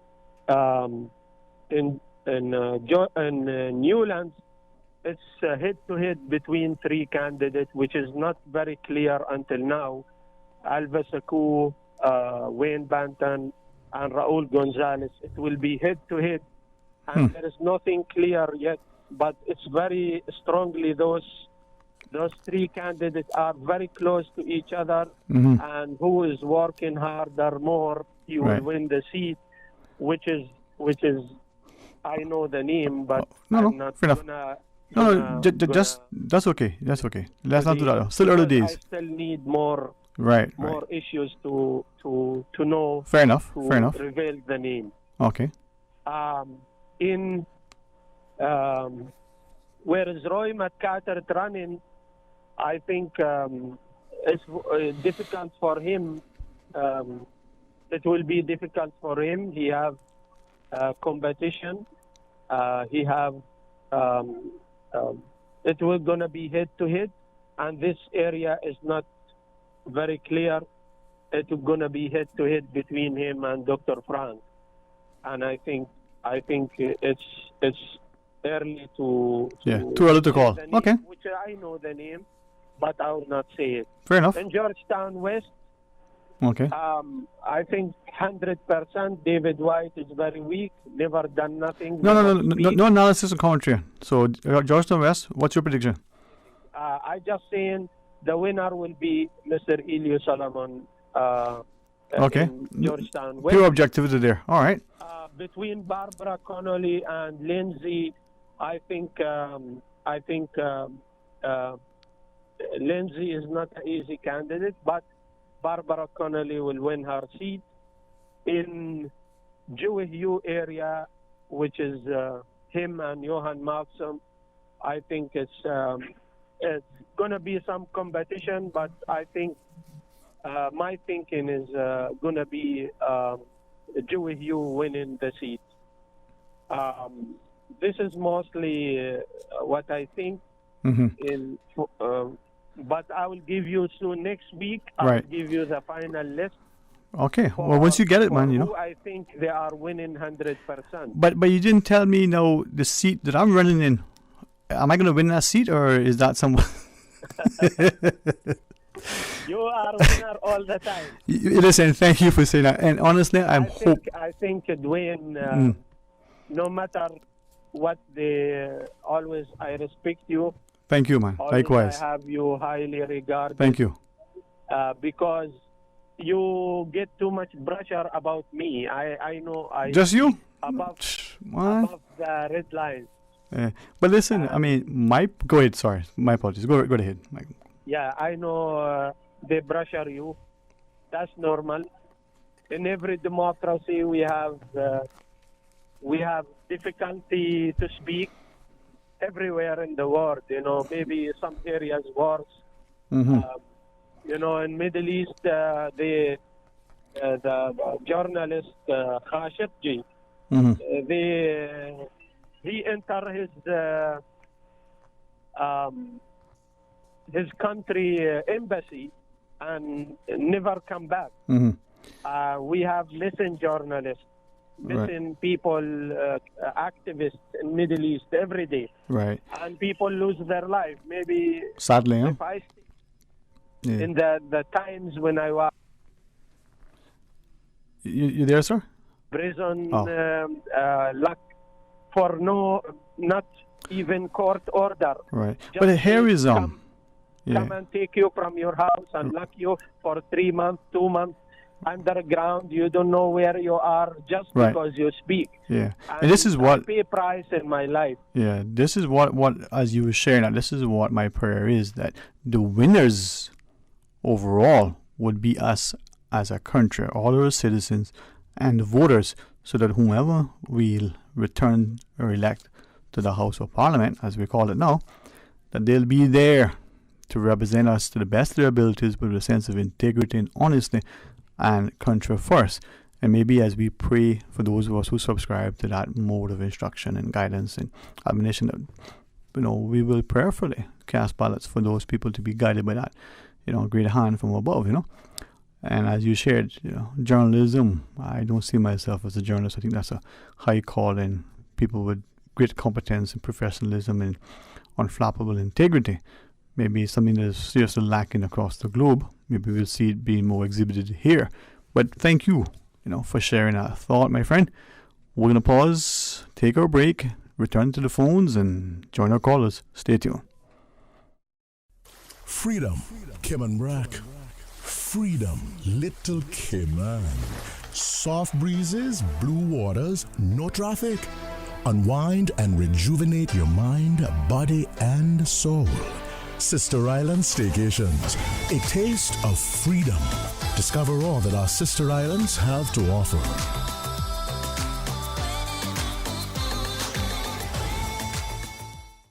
Workforce Opportunities and Residency Cayman advises holders of permanent residency PR facilities to take immediate steps to settle any outstanding fees to avoid potential loss of this facility. Fees more than 90 days past due date should be paid immediately. Payments can be made via debit or credit cards, online payment using the Work Payment Portal, or via checks delivered to the Apollo House West Office on Mary Street. For PR holders needing further assistance, call Work Customer Care at 945-9672. Calling all gamers. Practice play is over. Get ready for 2 days of non-stop competition, fun, and excitement. NetGeeks Media is proud to present the return of the Caribbean's #1 esports event and gaming convention, Gamers Bay 5. Now celebrating our 5th anniversary, Gamers Bay is going down March 27th and 28th at the John Gray Gymnasium. If you think you have what it takes, you can compete for over $10,000 in cash and prizes. Compete head-to-head in titles such as Fortnite, Super Smash Bros., Call of Duty Cold War, and FIFA 20. See and try the latest game consoles and virtual reality headsets. Lots of free play for PC gamers, console gamers, and VR of all ages. Special guest influencers will be in attendance. For more information and to register yourself or a team, visit gamersbaycayman.com. Proudly sponsored by NetGeeks Media, Domino's, Pepsi, Enterprise Cayman, C3 Pure Fiber, Department of Tourism, Ministry of Education, Youth Services Unit, Kimpton Seafire, Radio Cayman, Simply Computers, and Suzuki.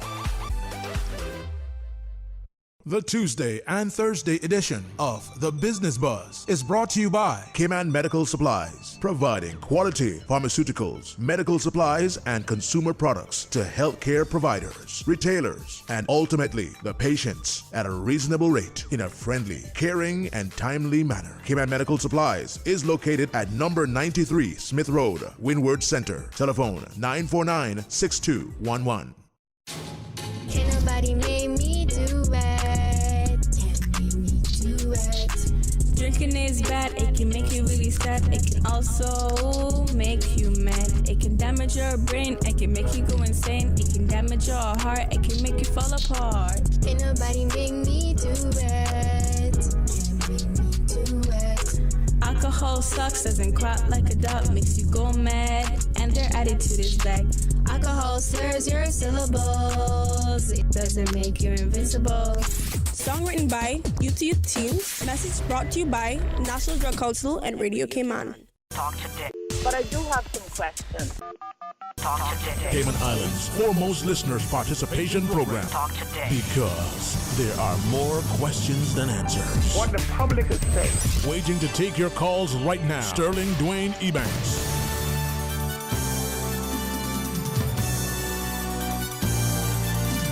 Hey, good afternoon. Welcome back. Thanks for sharing with us. Wow, it feels like Friday. It almost feels like Monday's a holiday. Well, it's for some of us anyway. I'll tell you about that before we end. Let's go to the phones though. Good afternoon and welcome. Thanks for calling. Good afternoon to you, Sterling Dwayne. Good afternoon, sir. And thank you so much for being so gracious with your time and sharing your opinions with us.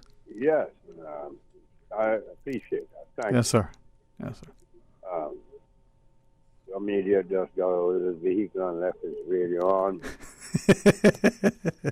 But I'm messing with that because that's one of the things I wanted to call about.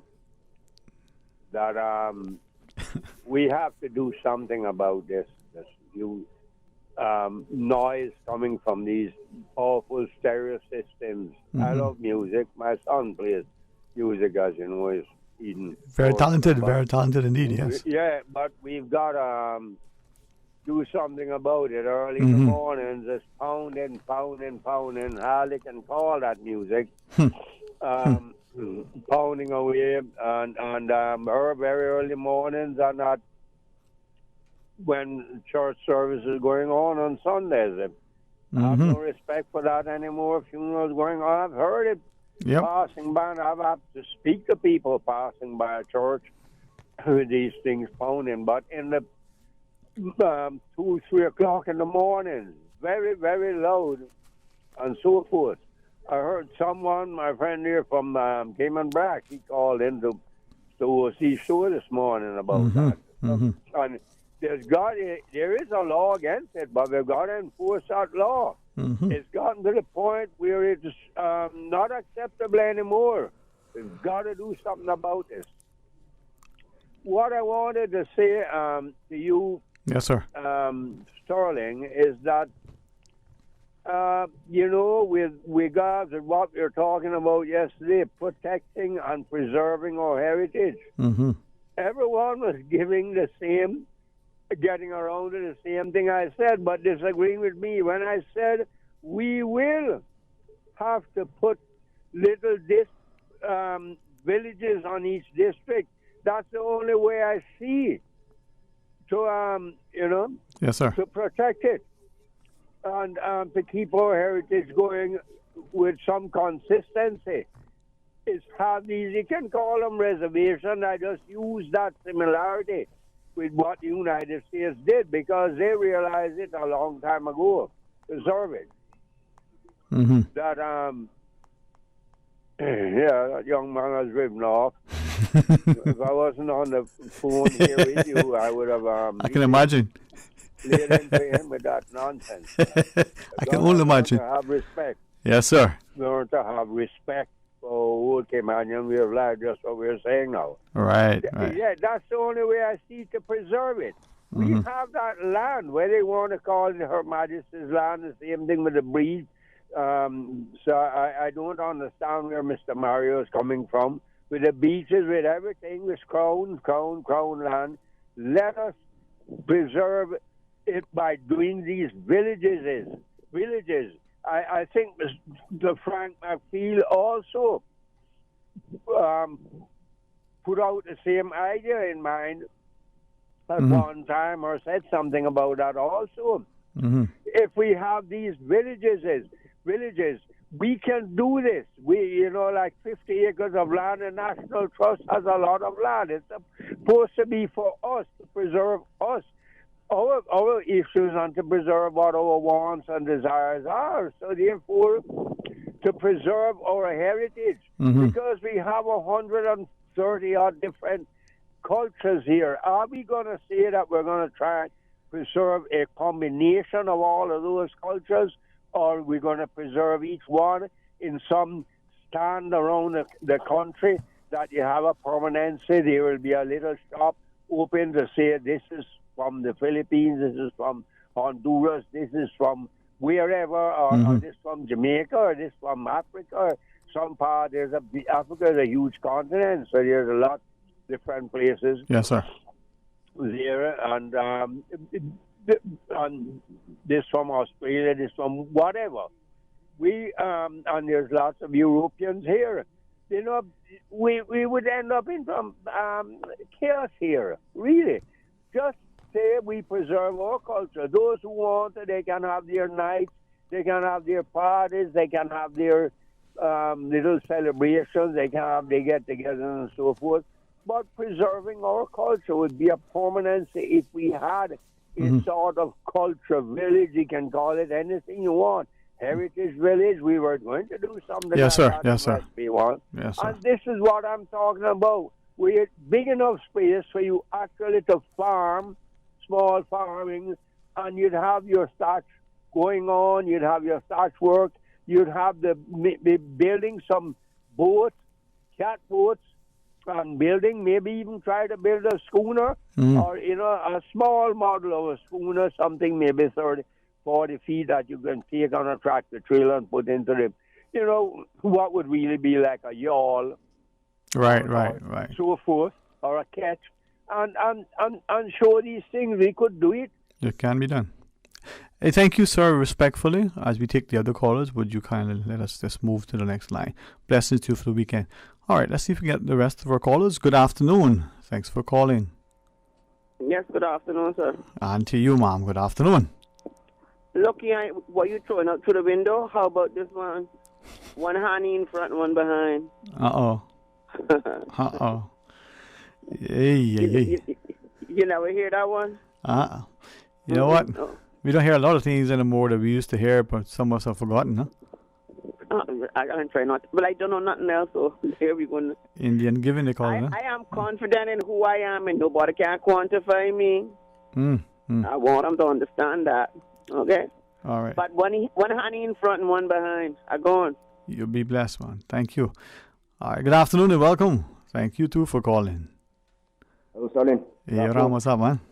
Yeah, Rambo here speaking, man. The weather excellent. Cool for coming in. Good to go. You think what the weather going to be like tomorrow, man?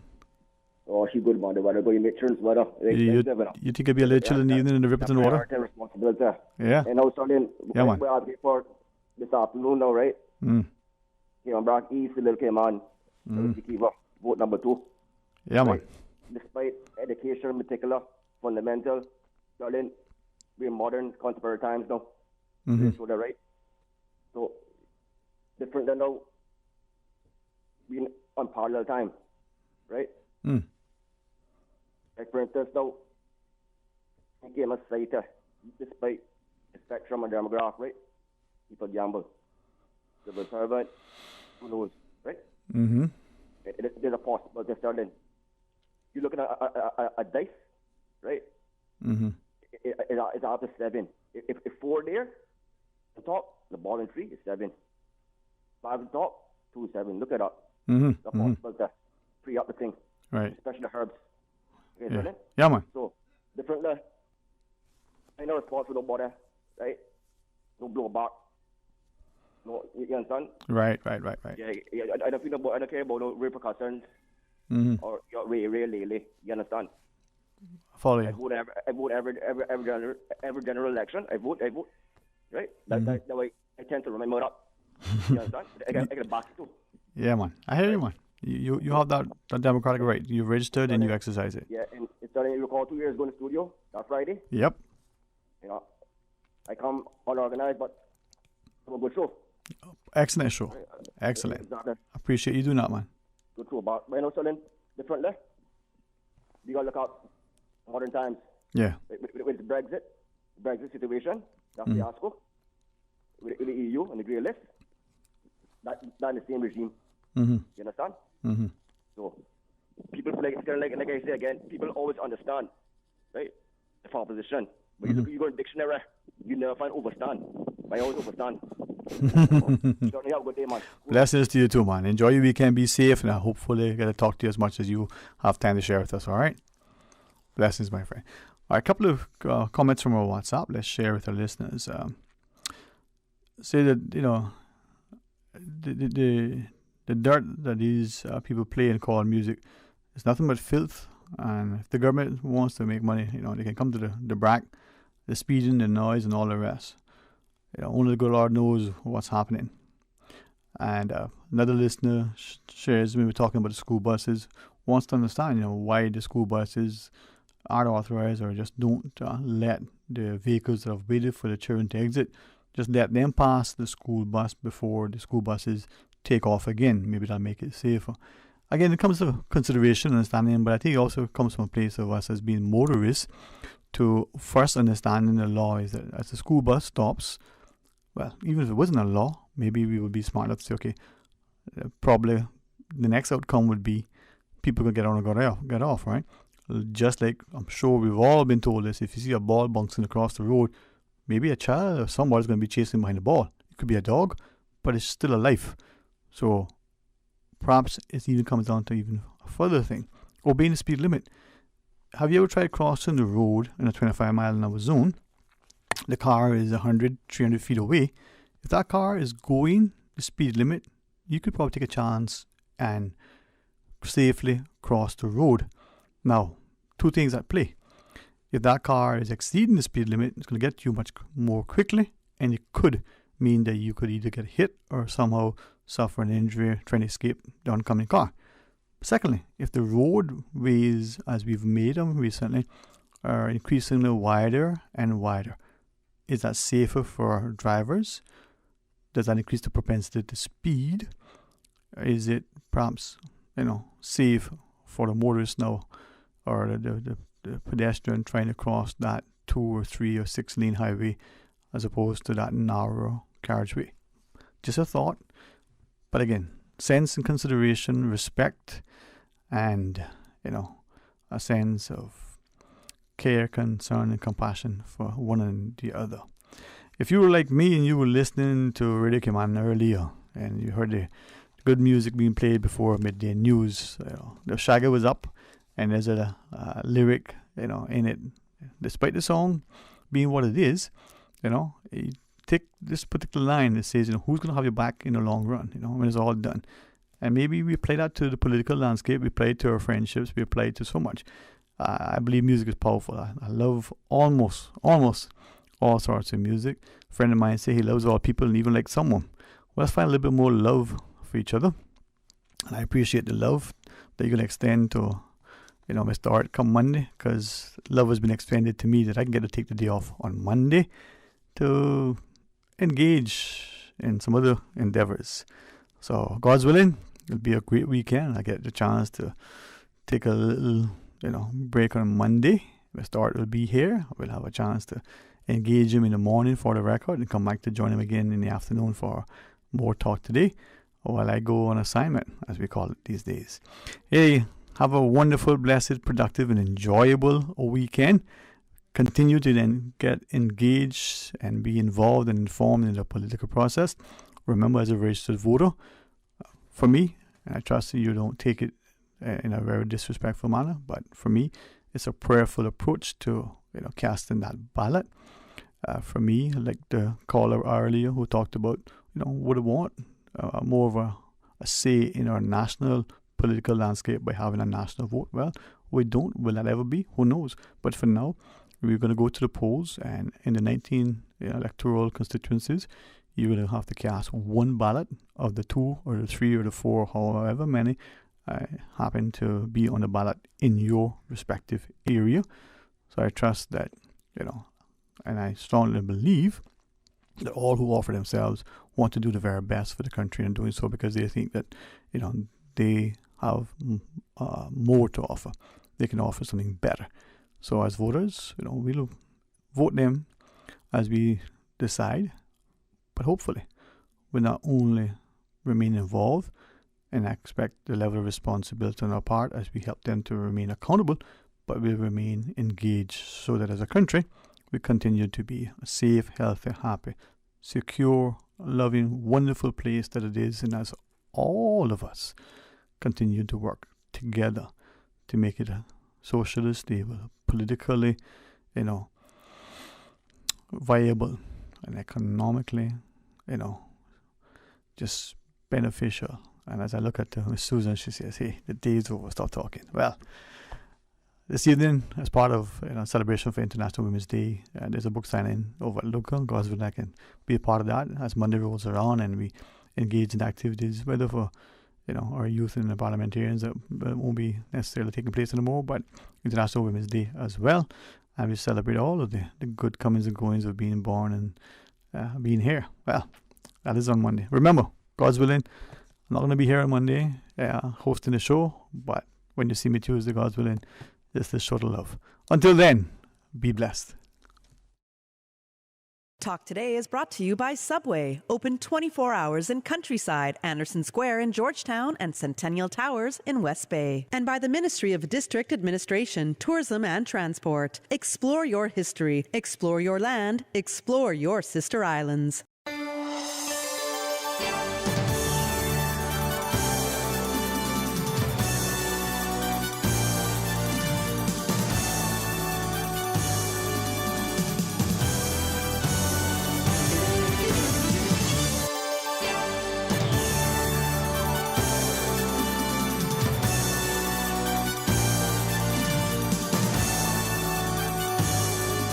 Shaken yet standing firm. I was not built to break. This is Radio Cayman in the Cayman Islands.